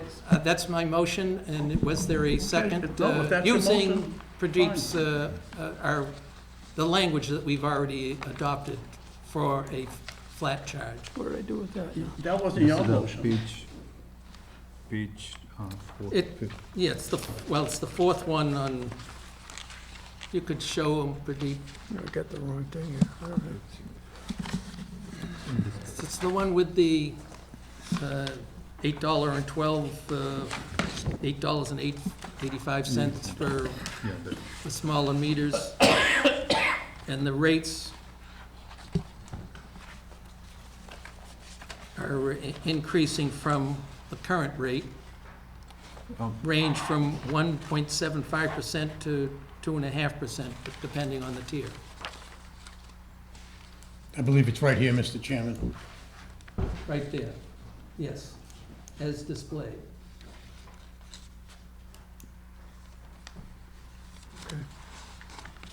You know, here's what's interesting, is whoever did this, you got the 4 tiers, and they all are under 2.5.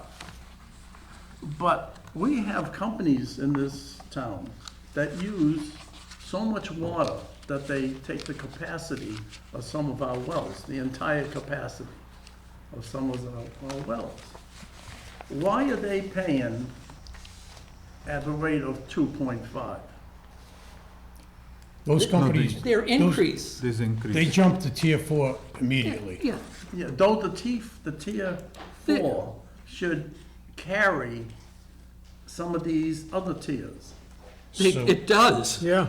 They're big time. paying per cubic foot $130 for 1,000 cubic, where the regular homeowner is paying, 50, well, being proposed $56 per cubic, 1,000 cubic feet. If a company's using the capacity of one of our wells And they're completely, paying, are they paying enough to really justify using a whole well?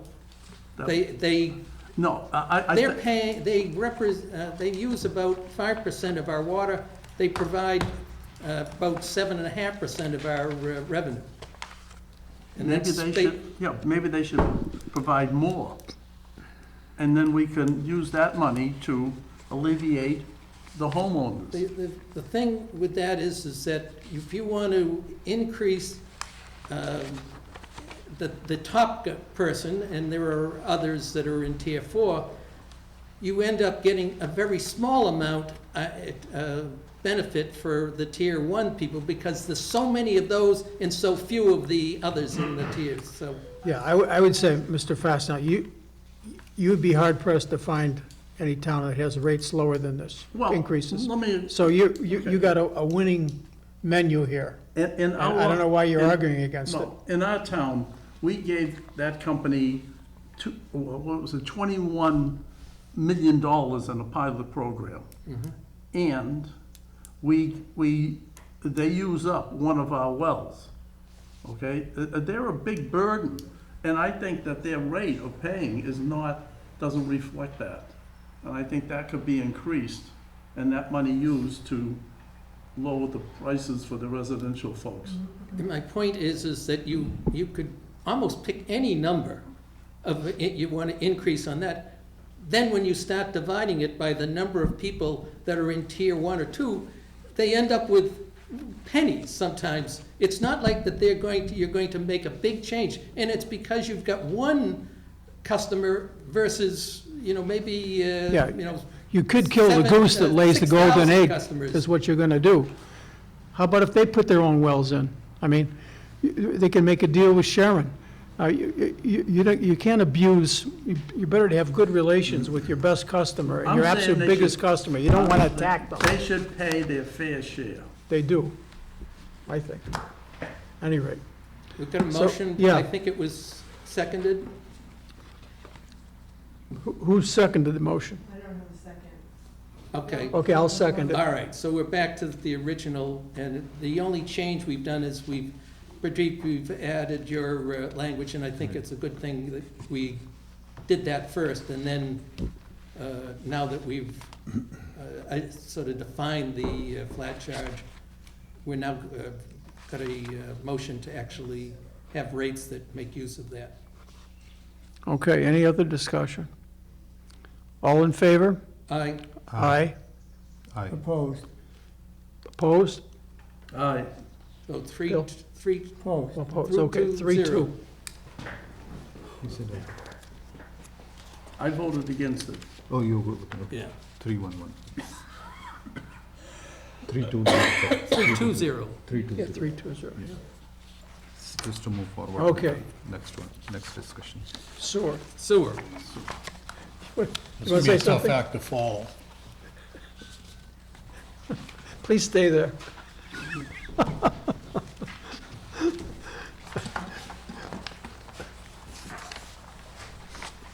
Well, Mr. Chairman, I could just say, we've got two options. One is based on the way that we've done it in the past, a flat rate.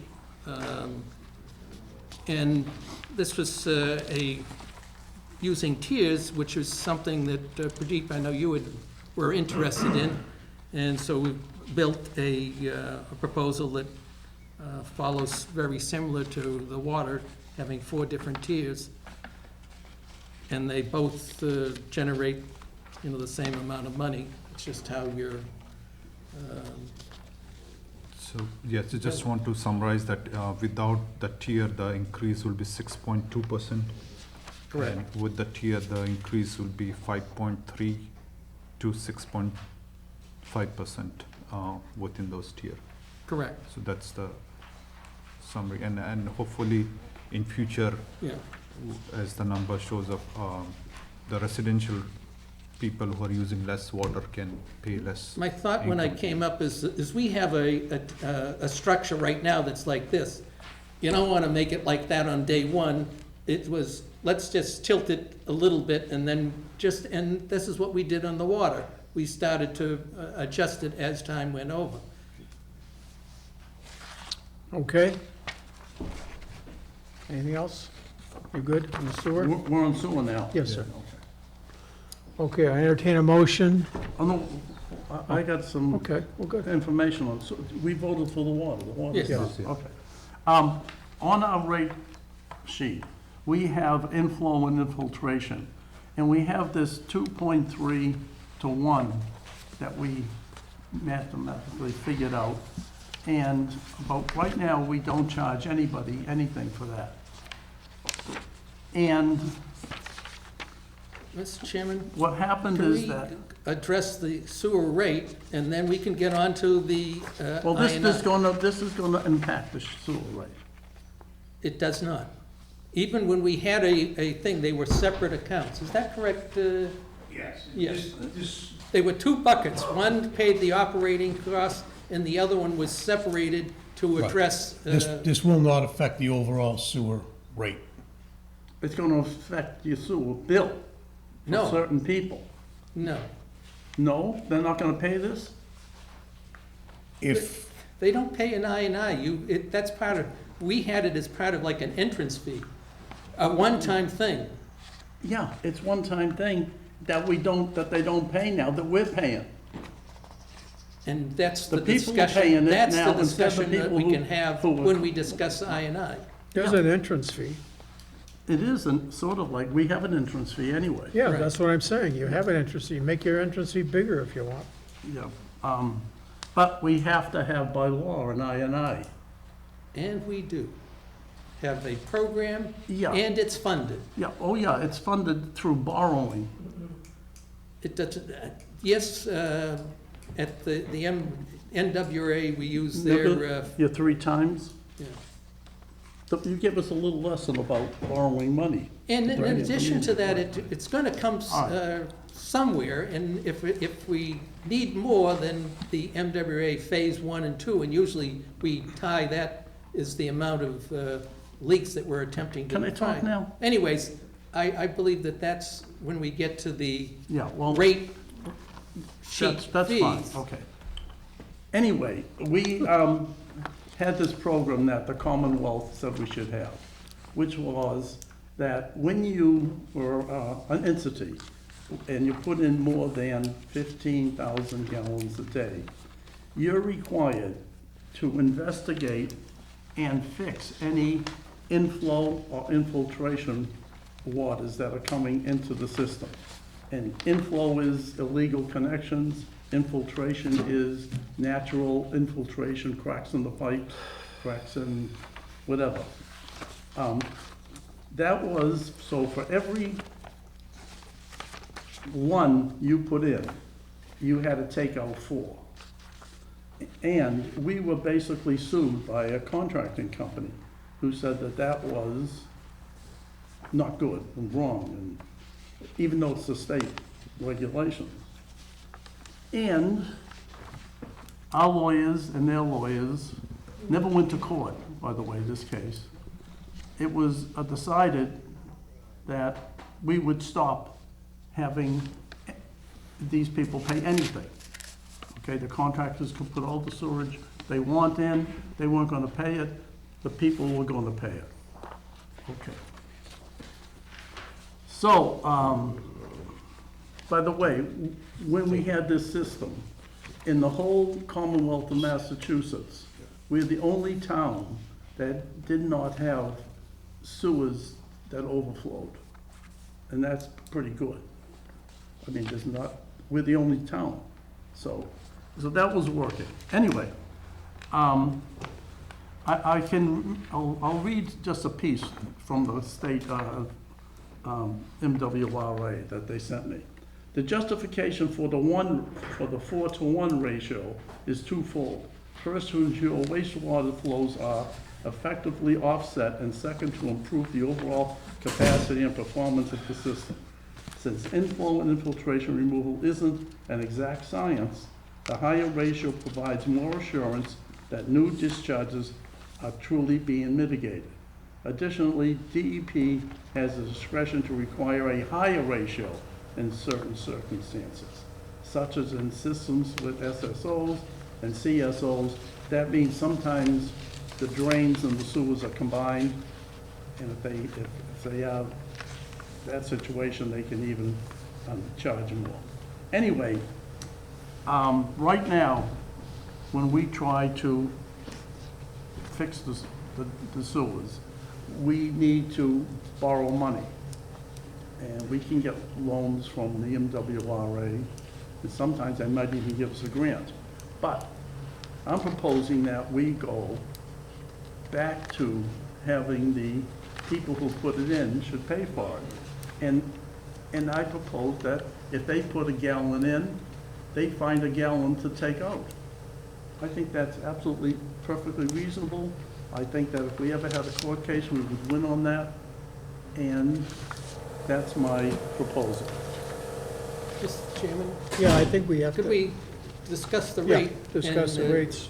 Then address whether we want to have an Ionize at the charge end. and discuss whether it's legal and all the ramifications that we've run into in the past. Well, that's gonna be a rate. And what is that rate? It would be 1-to-1. That's a ratio. 1-to-1. If you put in over 15,000 gallons a day. This is for the high users. Yes, Okay. not. If I could, that's a ratio, that's not a rate. The 1-to-1 is a Are you ratio. gonna pick apart my vocabulary? No, I'm not now? gonna pick it apart. It's Don't because forget, they're two I'm just- totally I'm just a humble volunteer, I know. Yeah. So that's why I'm here to steer you in the right direction. Well, they pay you good money. There's a ratio, which is what Commissioner Fasenello was talking about, 1-to-1. For every 1 gallon you put in, you remove 1. Fair enough. Now, along with that comes a rate. You never waived, you always had the I&I in there. It was just a matter of who funds it, okay? And then the settlement agreements, and based on the advice of our attorneys, it was determined that the cases that were before us, were before the court, were not It wasn't winnable. before the Were court. not winnable for Was not before the court. Please, let him finish it. Well, he said before. the court accepted the settlement agreements. It didn't happen. So it did go before the court. No, it did not. They made an agreement, a separate The agreement. settlement but agreements are on The court doesn't file. want to have anything to do with it. Settlement agreements are on file at the court. Yeah, everything's on So- file at the court. Your house is on file. The issue was not that we had the program and that we charged the fee. The issue was who that particular fee was being charged to and who it was not being charged to. Exactly. Now, if you go and charge it to everybody in town, nobody can argue with that. But Commissioner Fasenello says, well, the developers are putting flow in, they should take it out. Well, every time you flush your toilet or take a shower, you put flow in that same sewer system as well. Not new flow. The other problem with the I&I fee That's- is we New were flow, making overflow is people flow. pay. That's the worst logic I ever They heard. were, we were forcing people to pay for correcting leaks that were not associated with their connection. If we want to address that, you put in a gallon, you got to take it out, that's appropriate to put as part of your entrance fee. But to maintain the system, and that's what we have to worry about in terms of infiltration in particular. When someone makes their new connection, there's no, if there is any infiltration, then the inspector who inspected the installation should be fired. What happens is that the system dates back to 1930s. And so a lot of the infiltration is taking place in East Walpole, where we had 3-foot length clay pipes. They didn't have rubber gaskets. Manholes were brick by brick that are leaking. And we were charging somebody in North Walpole, East Walpole, South, who had done nothing to cause the thing that we're attempting to fix, which is leaking, but it's maintenance of the system. So in terms of charging, you put a gallon in, you've got to take it out, that's appropriate maybe to put in an entrance fee. But to charge somebody to fix something that they have no connection with, and that was the problem that we have, is we were charging a fee that ended up being a tax. Entrance fees, you are legitimate, you get something and you pay the fee. For maintaining an existing system, that's something that everybody pays. And it's really no different than we have a leak in the water main. We don't charge whoever was the next person in who connects to the system. Everybody's paying to replace when we have a cracked water main that needs to be addressed. You're missing a very important point that I the doubt lawyers missed too. But this Okay. commission That is- voted on these, multiple agreements. It wasn't just one agreement, it was multiple agreements. It was 5. You're interrupting me, please. No, I'm not. Please. I was speaking. Please, wait your turn. Patrick, please. I'm James, asking you, I'm wait being your turn. polite to you. Don't get involved in this. There is a thing called surcharge. Surcharge is when the sewer becomes over. And you would Well- address that with an entrance fee. And I think we had, didn't one of the hotels potentially, we were going to surcharge down in Pleasant Street, and they were going to have to address that as well as pay the entrance fee, because they were impacting, their connection to the sewer was going to cause a problem with the existing. The fact that there's a crack totally unrelated to their, new surge, is a maintenance of the existing system, not as a result of, a new connection. Because if there is an impact to our system that you can tie to the fact that we're surcharging or we're more than, filling the main, and you're well aware that in sewer mains, they're not to be fully occupied, they're only partially. If that's causing a problem, that's legitimate to include in part of an entrance fee, Then- but not to correct So you something. want the legislature to get rid of the I&I fee? No, the legislature Because there says is you an have to INI. have a program. We do. We're continually hiring Wesson and Sampson to locate leaks in our system and telling us, here's what you need to fix it. We have a program. We have a way of funding it. Yeah. 2 methods, one Yeah. by rates or by you Borrowing. making use of MWRA, where they give part of it for free. But Yeah, it's very true. everybody's paying portion to maintain the Here's the system. point. If- The other portion that was mentioned of putting in over 15,000 gallons per day or whatever, you got to take it out. That's appropriate to put as part of your entrance fee. and not only that, Patrick, the other thing is, the entrance fee should be appropriate to justify entering the system and talking pay. about I know, but the entrance fee offsets what the impact they're having. You also remember, these people we don't build the sewer for them, they build their own sewer, they build all the infrastructure, they build all the pipes, they do it all themselves, they pay us for doing that. We're not providing it to them, they're building it for the town, for the betterment of the town. and No, for the they're building it for the improvement of the roads. of their Well, profit. I know, but they're paying in several ways, and obviously, like Bill says, with I think what the courts wouldn't object to is if it was a one-for-one, but also not a one-for-one, but they have a reasonable fee to pay the town into a fund to repair. So One for I one. would suggest. If they have a that- dollar amount. Here's what I would That gives suggest. them a time, right now, they don't have to pay a penny. Even in the old system, they could have done the work themselves. So, Well, tell the judge that. I can't- Patrick, is this, you know. Patrick, are you thinking that this only applies to projects that are in excess of 15,000 gallons a day, or any connection? I'm saying that it should be, according to the law, 15,000 gallons a day. Okay, That's the only one. It's not for somebody who's building a house and they're gonna connect to the so if I sewer. have a single lot somewhere and I build a house, I'm exempt from that. You what? I'd be exempt from the INI. You would not have to pay the INI. Okay, so just to be clear, it's 15,000 gallons or more A day, a day. yeah. So that's directly contradictory to what you're trying to do. Why? Because you just told us that they require 4-to-1, now you want to go back to 1-to-1. No. They require 4-to-1, okay? MWRA, I'm saying we should, and that's very confusing. I understand why they do that, but try to explain it to people is very difficult, because there's a thing called surcharge.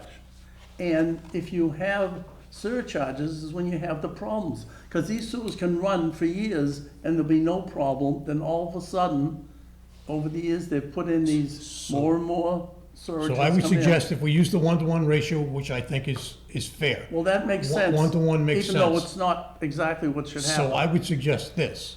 So for any project that's 15,000 gallons or more, the developer required, whoever the project proponent is, would be required to remove that 15,000 gallons from somewhere in the system. That's what I Okay, said, yeah. So just make the requirement that they remove the gallons.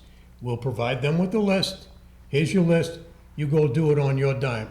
I would caution you against collecting fees from them, because that's where we got into trouble I before. would agree with you, and If- if we added it to the entrance fee, and I think it's appropriate to do there, it is the only way that a user or new user offers to make the payment instead of doing it is because it is extremely expensive to remove these gallons, particularly the tighter you make your system. And you want to borrow the money to do it.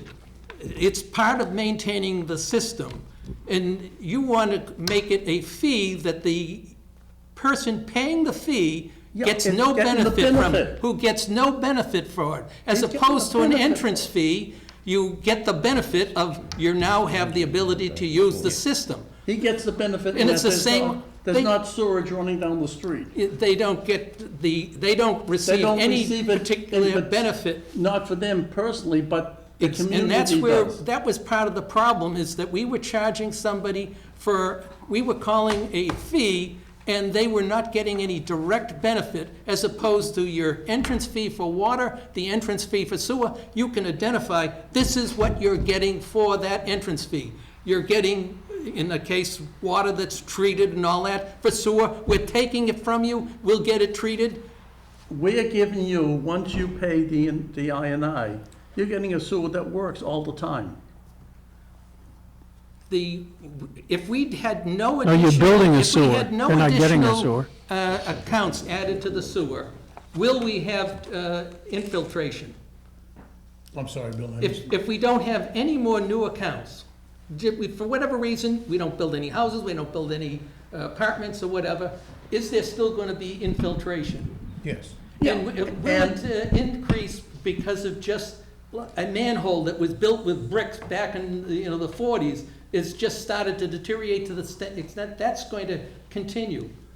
That's why it's maintaining the system. It's not something that is tied to you joining the system. If you're making a problem that can be No, that is why- that's why- tied to your What- entrance to the What you're system, saying, then the you would pay. solution for that is, what they do now is towns have to borrow the money to make the repairs. That's why that portion exists. It never was envisioned that we'd be subsidizing these big companies, through the taxpayers or the ratepayers. in We have our already case. been sued twice, and we are setting ourselves up to putting it back in place for the very thing that we ended up settling because we admitted. We didn't, the courts We never. did settle it. The court never settled it. It does, we settled, and it's Okay. on record. Yeah, and it was a mistake. The thing Well- that Bill's arguing, the sidebar I am concerned about is, there aren't always gonna be a ton of leaks. Let's say one of the hotels, like this Genting or whatever, that comes along now, they're ready to go. They've gotta find so many leaks, and they can't find them, but they're gonna be slowed up 12 months trying to find those leaks. That hurts the town, that hurts the tax So I base, believe the that regulation hurts the requires that business. they complete the I&I work before they connect.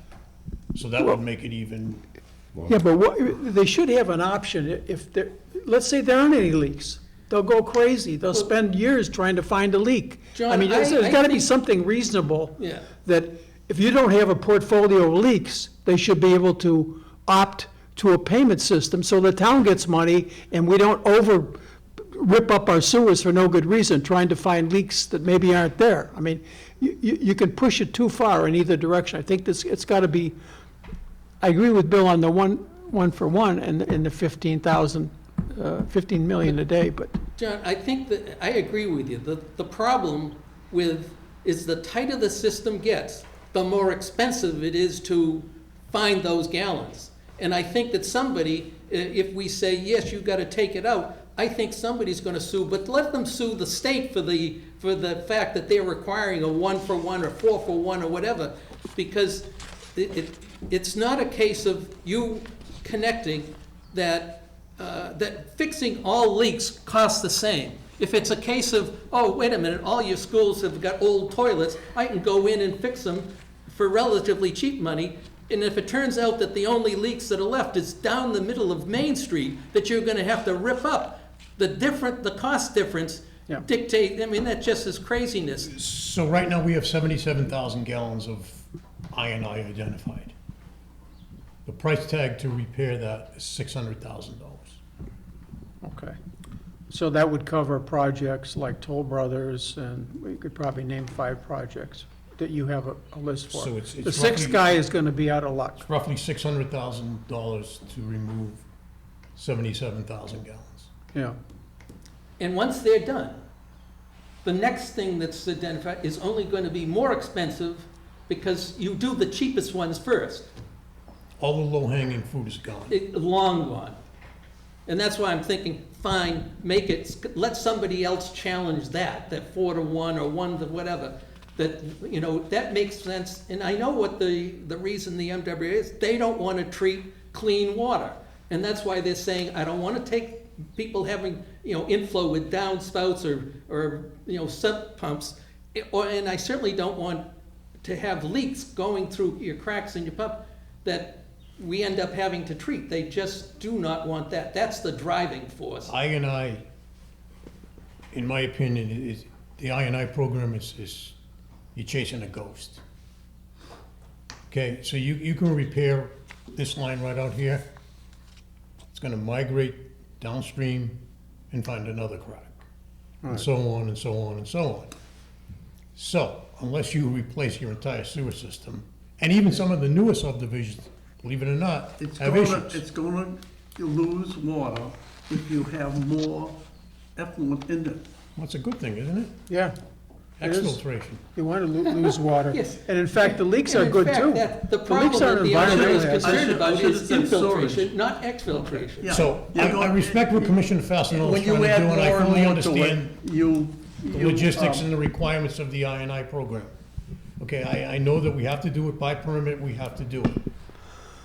So, the options I see are, again, adoption of the one-for-one, and anybody, any developer or project proponent that comes in with a project over 15,000 gallons is required to remove 15,000 gallons based off of the list we have without collecting a fee. And maybe you can come up with a contingency if you don't have a list, or you don't have viable projects. those lines, There's some alternative. I would recommend that you bring in a professional consultant. We did this. Rayburn, not for the INI, that study's kind of old. Either a Rayburn or a Bond, Ralph Tellis, one of those companies to investigate as to how you should charge for your INI. Something that's defensible and Not arbitrary and capricious. capricious, exactly. And I'm gonna guess that study would probably be less than $10,000. And that could be funded by the I&I fee. And will be sued. But what we're talking about right now is totally independent of this. No, we're talking about, this is the rate hearing. Yeah, but it's not going to apply to the rates that you're paying or I'm paying. All of us who are connected to sewer are paying. That's what we are trying to discuss it's here. it's And gonna you be- keep directing us towards something that's not going to fund the sewer operation for this coming fiscal year. So, I have a list in front of me, and it lists it with all the other things here. So I don't know why it's not part of the rate structure. In okay, the past, we've adjusted the water rates, the sewer rate, and then we look at the fee structure, which is where the I&I is listed, Pat. okay. So why don't we, is there anything else on the fee structure we want to look at? So far, there's not a motion to either, we have two choices that's been presented. Right. As Pradeep, you mentioned, one of it's, what, 6-point-something, a flat 6.2%, or a tiered structure where the range would be 5.31 to 6.64. The larger user paying more, the smaller user paying And less than and by the way, Commissioner, you're completely wrong, because this page, it doesn't talk about only fees. It talks about a whole bunch of things. Do we call that inclining block So rate my, versus a flat? so my tiered motion versus- is that we revitalize or we reinstate our inflow and infiltration ratio at 1-to-1 and take out 2.3 to 1 and add 1-to-1. That's my motion. But is there any fees associated with it? Because there is no fees on that page. The last page of our fee structure, the third from the bottom, inflow and infiltration rate, 2.3:1 ratio, $0. That's the current thing. It's in the That's fee what I structure, said which that. we, I said, we're gonna change it. well, I'm just saying, that's in the That's fee my- structure. that's my motion. Typically, we've established the rates, and then we go to the fee structure where we look to see, all right, if someone gets called out in the middle of the night, do we still want to charge, X dollars or whatever? Okay. So Make your we're motion, talking Pat. about words here. Make your motion. It says rate, okay? It doesn't say fee. It doesn't say those things. So what you were saying is incorrect. And that's my I'm looking at the motion. title, fee schedule. It's right on the title page. Out-of-town sewer residential rate, but never mind, that's a bunch of garbage. No, my question is, even if you're changing 1:1 ratio, the fees was $0. Yes, we're not gonna put anything, there'll be no, That is the current rate. yeah, the That's- current rate is whatever we need to have fixed. So what do you want to change here, like? All we're doing is changing the numbers, 1 to Changing the 1. 2.3 to 1-to-1. Okay, and how does it impact anything? It won't. Okay. But it gives us the ability to use that. Well, is that a motion, is that going to satisfy you if we take that motion on? Well, that's my motion, yeah. 1-to-1 and the fee stays the same. One to Okay. one. Yeah. He moved, you And seconding that's his not a motion? fee, that's not a fee, that's not zero, it should be a dash. In other words, our employees should figure out what needs to be fixed. As far as what? The sewer, Oh, okay. yeah, inflow and infiltration, Consider it done. okay. So we are removing the $0 which is mentioned there? $0 is just, we don't know, that should never have been a number there. Okay, so 'Cause there that's- should not be any number there and, No, it should not No, be. I'll tell you why we had it in there, because the requirement was that you had to have a program. A plan. And so we do. We have a consultant who's looking through, our sewer system, looking for leaks, and it had to be funded. And the funding can come from any place. And what we did, because we were sued, because we were charging a fee to somebody who was not getting any benefit from it, we said, set the rate at 0. We still have a program. It's still funded. We met with everything except for if you had more than 15,000 gallons. We never even addressed that. They were supposed to, should have taken care of that. That's right. I think that's in there. I think that's in your fee schedule. I I don't don't see see it in 15. there. If it's I- 15,000, it's 4-to-1. I think that's in there. Well, I'm just, No, that's, oh, yes, it is. That says the state regulation requires 4-to-1 over 15. So we didn't have to change that. well, that's in parentheses. Or Yeah. brackets. Okay. And it's appropriate. It says it's state regulations, and we're referring, this is our Okay, fee so schedule. again, this is totally independent. The INI is totally independent of the rates.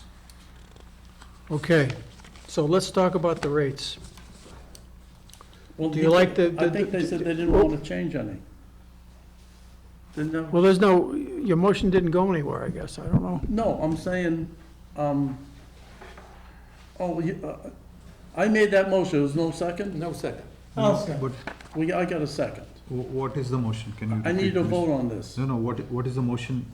The motion is to reinstate the inflow and infiltration plan at 1-to-1 ratio. Without any fees? One on a fee. Okay. No fee. There's no fee on, that doesn't mean it's free.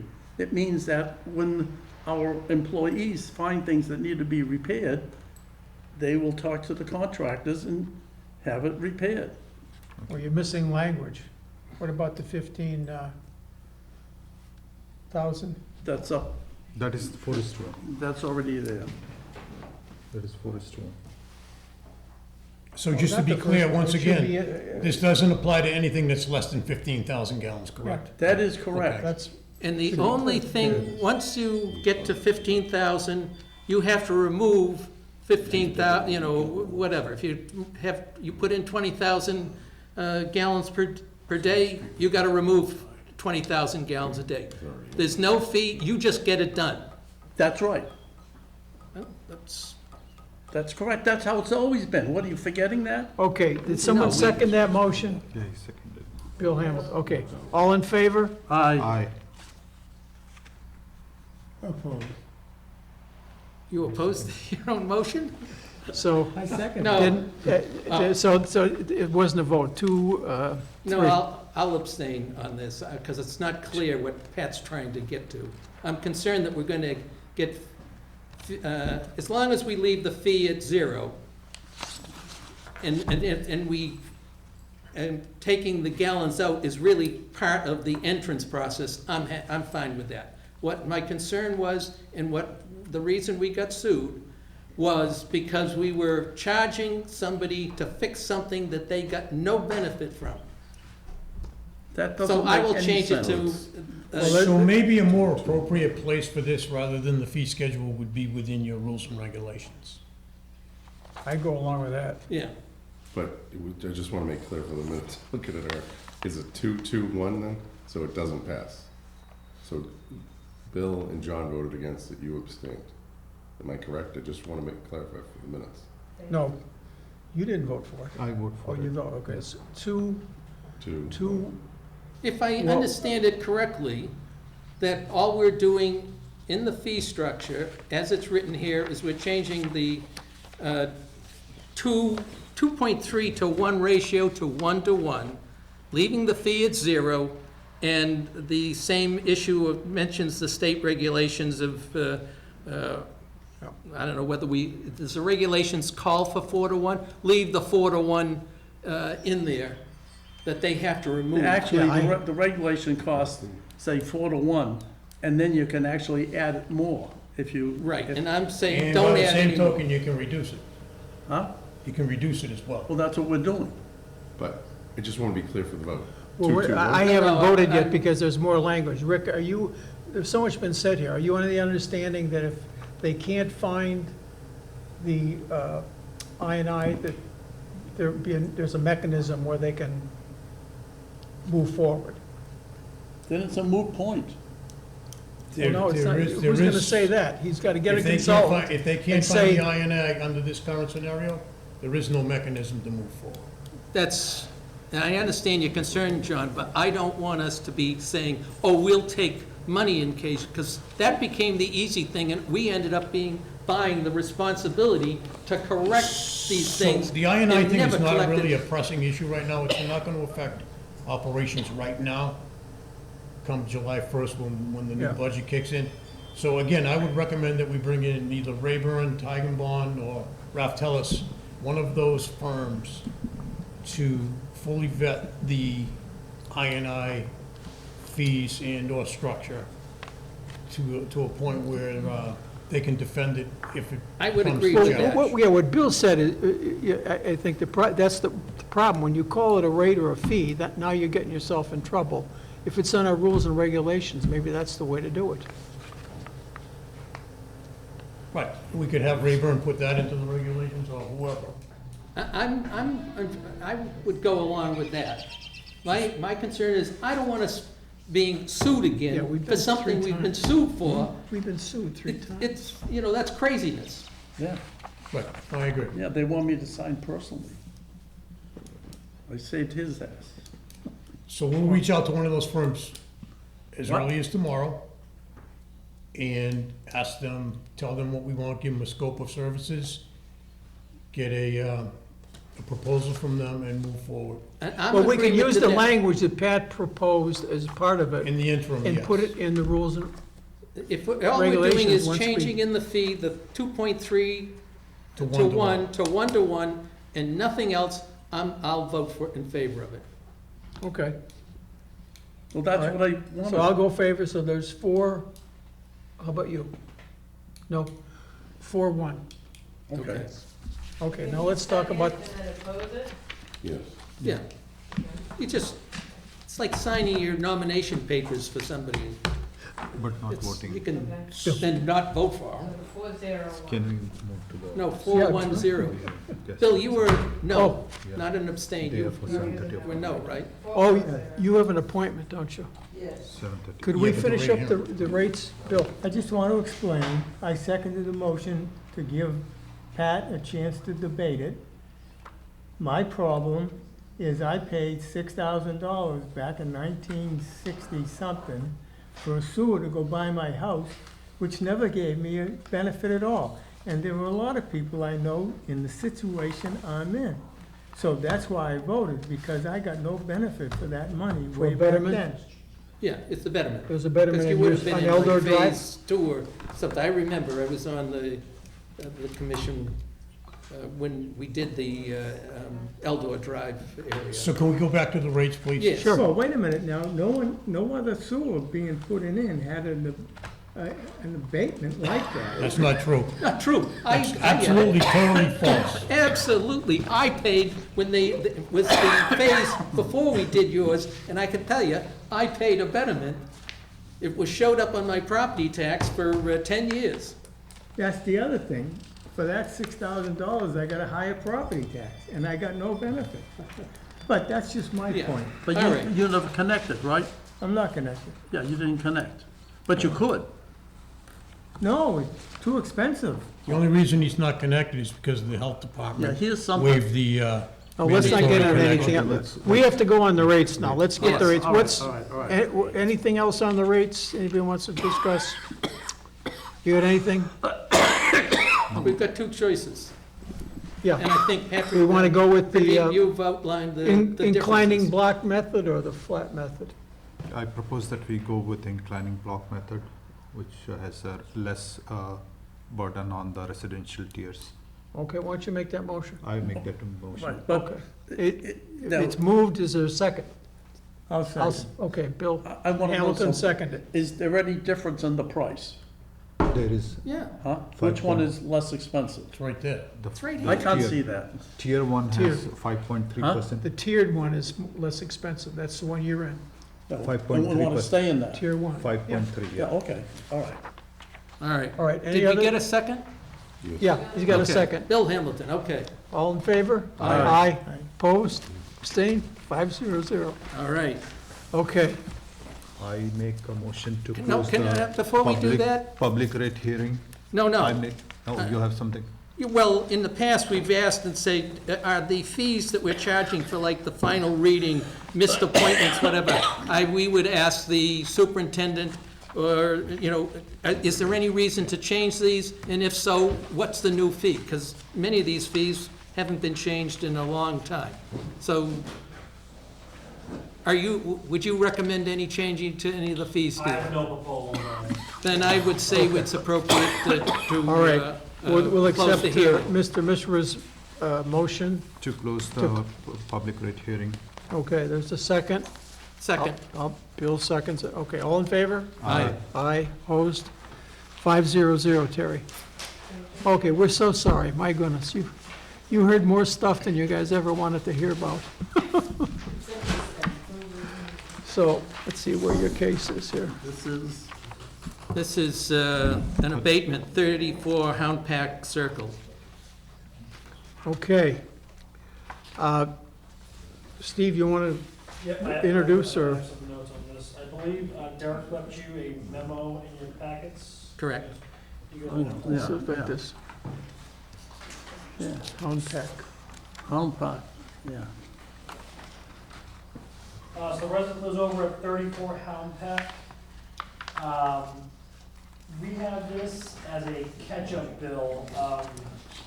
We were estimating going back, it looks like the last actual read date was August 22nd, 2024. That was the last time the reading system communicated to the billing office. Because of that, we actually started estimating on the 9/15, 9/20 bill, you'll see in the consumption history.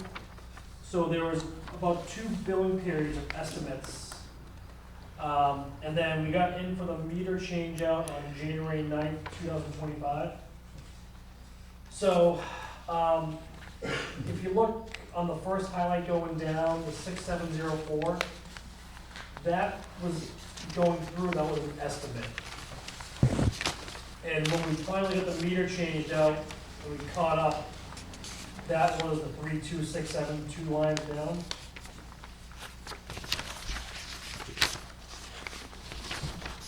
Where are they? I see only 20, 21, 2010. I don't have, Right after Derek's memo, you know, the consumption history. It's this one here, that's got yellow lines. and which year? Oh, On the 20 third, I guess the fourth line down, he was referring to the 6,704. Yes, so that was an estimate, because the last read we got was 8/22/2024. So in our billing system, it tells us the last day. That read was actually 198,396. So using that number, we came up with the 6704 for the estimate. Next billing cycle, we had to estimate again. We got it from the meter change out on January 9th. And the 3267 was the remainder of the, what we call the catch-up, because we had the roughly 6 months of no reads. And how does that 3267 calculated? Was it tiered based or? Because So I the- believe Derek goes back and he goes through and he has a certain procedure that he prorates at, but it is, I believe it is tiered many times. What we've requested in the past is looking back and making sure, sort of spread what the large number over the period of time where we were estimating, and then use the rates at the time in each of those rating periods, so that, we're not charging somebody, the current rates. If it was, and we've had cases where, it's like 4 years' worth of estimates, because we just never can get either in to see it, and the customer never responds. You can come up with a large number, and once we get the actual, we then go back and say, all right, now that we know what their typical usage is, let's go back and re-rate, come up with the numbers as they would have been on the prior rating periods, to give them, had they actually had actual readings, rather than charging them today's rate. So if it was 2 years ago, they'd pay. Steve, was that done, Was a prorating of those tiers? I do not know that exactly. So from the last time they got from last time they got an actual reading to the most current bill.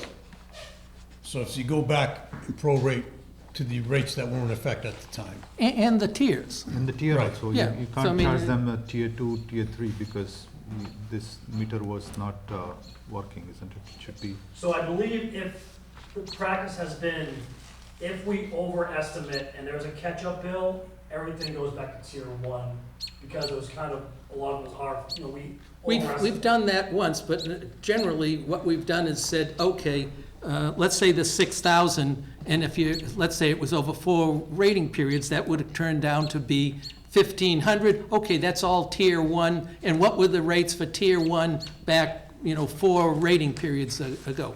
We have, I believe, just once where we said, it's our fault, we'll just do it at the tier 1 rate. But, but looking at the account, the 12/15/2024 bill, Right, we estimated at 1,300 cubic feet. right. So that put it in tier 1. So what's the date that we got the last actual reading? The new meter went in January 9th, 2025. No, prior to that. Prior to that, the last actual reading was August 22nd, 2024. So from August 22nd, 2024 to current day, he needs to go back and get the rates that were in effect and prorate it that way. As well as the usage. So in other words, you wouldn't say, we're gonna Right. charge you at 6,000 cubic feet, which puts you into tier 4. Divide that by the number of periods, and they're probably back tier 1, and maybe just their little toe just gets into tier 2, but. And this, That's- by the way, is one of the reasons that we wanna replace the meters. In some cases, it's like 8 to 10% of the meters every cycle, we're not getting readings, and we end up with estimates, They're and dying pretty fast. and whenever you do estimates multiple times, you're estimating on an estimate, on an estimate, on an estimate, and if you're wrong on the first one, it just gets whopping big. Unless we overestimate, in which case it gets whopping small. and There's no one ever sewer on complains. this, right? I believe, you guys have sewer, correct? Yes. So more than half the bill are seeing is sewer. Yeah. So when Derek does correct it, he does correct the sewer also. Yeah. So is there a recommendation from Derek? Can I suggest maybe if Derek, we could have Derek show, this is how I calculated it out.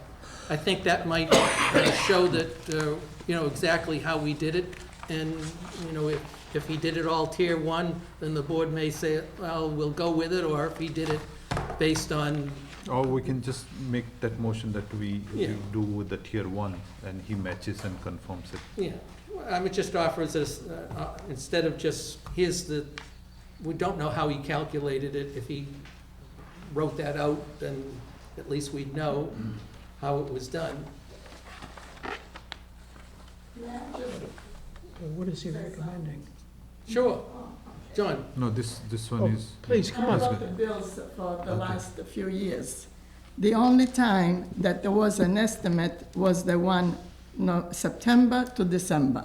Before that, it was always actual, Right. according to what you sent me. So only once there was the estimate, and then the following time that I got the bill, it was when instead of being like about $200, which is what I usually have paid during those 3 months, ended up being $700. But all the other bills, they were always actual, only one, it was an estimate, September to December, which is also 3 months, and normally we don't do any yard work, there's nothing to do, and the bill, if you look in the past, they were always around $200. And Steve, this is why I said, do estimates. It stays as an E. Yes, Yes, I suspect that there's a case where there should be more E's than, Well, I personally went and looked at this, and again, the last read date we got was 8/22/2024. okay.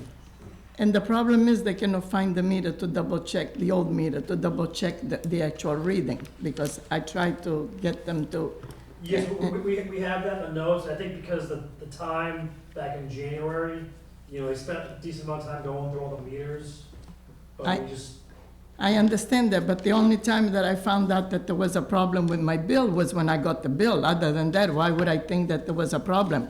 I never had a problem paying my bills, I never questioned it.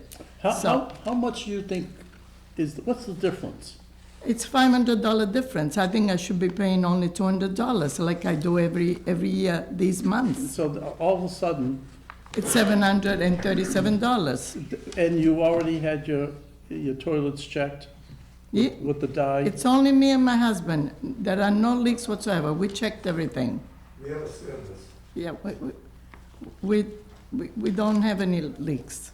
So how, if the numbers are adding up, what do you think happened? Because they changed the meter. It just happened, and they cannot find the meter to double check the last reading of the meter that they removed. The meter's lost, is that right? Well, it's, I- It's here somewhere. It's lost. No, we'll find it. It's somewhere. I want to add, I paid the bill $200, which I thought that it was fair, unless then you tell me you're not going to adjust that, but No, I I think- paid $200, which I thought what I've been paying. What we are proposing is that adjust the bill based on the actual readings and without charging the different tier rate, charge at the lowest tier. So that's what we are proposing. But we don't have that number with us yet. The billing department has to tell us that number to give you the actual discount. Well, whatever. But we will find the meter, Well- right? yes. Could we, if it was an abnormal amount, could we assume that it didn't go through the sewer? There was some kind of a leak? No, it's your prototypical catch-up bill. Is exactly what happened. It was estimated too low. The reading that they actually got was higher than they had anticipated. It's typical, it happens all the time. So for instance, the 12/15/2024 bill, because that was estimated, that likely should have been higher. Exactly. But may I ask why this particular time, it should have been higher when the prior years, they were always around $200, and all of a sudden, this time it's gonna be higher? Always been around $200. I mean, and it happens the time when they remove the meter and you cannot find the meter. I mean, And the bill jumped to $700. The funny part is, the meter cannot be found because of it. And it is not previous reading into the bill. On the Because- meter. It just calls it zero because it is a new meter. But they didn't put the number of the old meter either. Do you think this is fair? there was never a problem with whatever you told me that I owed, I paid. It was $1,000, yeah, in the summer we use a lot of water, the garden, this and that. All of a sudden, when the meter is removed, I have a problem that I'm questioning. So one thing I will say to the commissioners, you guys have the consumption history in front of you, and it does not stick out as abnormal to me, the usage. And she said it was 200 a year. If you look at the prior years, those two quarters were always under $200.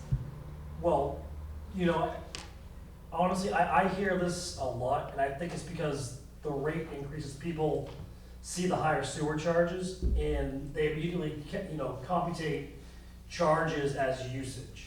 That's why, looking at the current read column and the usage column, the usage, in my opinion, the past few years stays pretty consistent. Yeah, you do, the ones that are highlighted in yellow all refer to summertime usage. And that's something that I always look at. You see, wait a minute, yeah, it went up, it went down, went up. Oh, and not only that, when we get the things where we could see the daily, you'd see, wait a minute, I can see that, oh, wait a minute, even numbered house, they happen to only be high on Tuesdays and Fridays. You were following, it all just lines up. But we will find this meter to compare the final reading, you can cross that off. When you think that's gonna be, that they're gonna find the meter? We'll make it a priority this next week. Okay, Can we just say our next meeting, we will have a result, whether we can find the meter, and if we can't, we'll come up with an answer so that they, rather than us, I hope we'll be able to find the meter, but if we aren't, I don't want to hold up, any potential change for them. So the next meeting, Yes. we'll have either the actual, because we know the meter, or we will come up and say, here's what we're offering. Yes. when is the next meeting? What did our schedule show that we just voted? Okay, June 27th. oh, okay, so soon, okay. Steve, you're okay with June 23rd? Yes. Okay. Here's Thank mine. you. Okay, thank you for coming in. We're sorry you had to wait, that we had the meeting going on. Okay, let's see. Good night. Good night. Nice people. So, we did correspondence. We did the MWRA connection. Jarvis think Farm, we Jarvis didn't Farm- do, or meter to cash. Okay. Those are the only two. Anybody have anything on Jarvis Farm? Yeah, what do we got in Jarvis Farm? What do we got at Jarvis Farm? What's Recreation Department doing with Jarvis Farm? There's a You think summer- they'd tell us? Preliminary update, you guys, one a few meetings ago, summer camp scheduled to start in another 3 weeks, They're gonna have summer camp this year? like the previous year, yes, day camps. And what are we doing with the parking? Where they gonna park? The cars? So it's a drop-off day camp, I believe it's just a couple cars for the Yeah, where you town gonna, employees. where you gonna put them? Well, they've always parked right there on the gravel road. Oh, on the gravel road or next to the pond? How you gonna use the pond? I don't believe No, they will be using the park. they have no intention of using the pond anymore. Have all the sheds that were going to be removed, have they all been removed now, or? I believe we have one more that we are working on, as far as the ones that are auctioned off, those are all done. How'd they do, what'd you do with the proceeds on that? What, General fund, I believe? general fund? Yeah.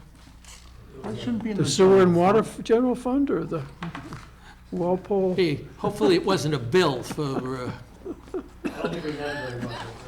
No, definitely would know about it. So, anything on meter to cash? Yes, I have some numbers.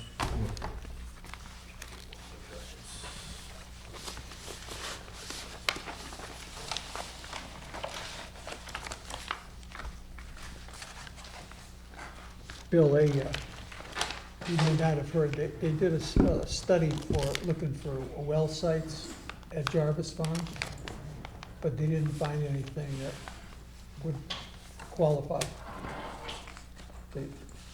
What area, Weston and what area Sampson. is the farm in? What? What area is the farm in? Area one, I think. One or two. No, it would be one. Two, we don't have any twos in that Past area. 400 feet. It's one, I think it's area one, yeah. They It's on the did, plan right there. they just found that it was, So silt. that's an aquifer greater than 40 feet, okay. Yeah, but that proved to be wrong. Well, it's interesting, we talk about the depths, we don't tell that it's 40 feet or more of saturated, we just say it's 40 feet. And yeah, it was more than 40 feet, it was not saturated, that's for sure. Anything else? Okay, no, Major just, request, please. Yeah, so we have 820 new meters, or updated meters, for the new Badger system. Cycle 20 and 24 expected to be out July 9th. That's usage from March 5th to June 5th. Cycles 1, 2, 3A, and 3B will start being worked on June 16th. Those read dates 3/15 to 6/15, and should be in the mail by July 15th. So we are not closing anything. We are still around 30 days between the time we get our reads and getting the bills out, yes. 33 days, 35 days. Okay, sounds good. okay. Anything else? No, I think we covered the I Yes, we did. adequately for this evening, and that'll be I'll make a motion to adjourn. I second that. moved and seconded. All in favor? Aye. Aye.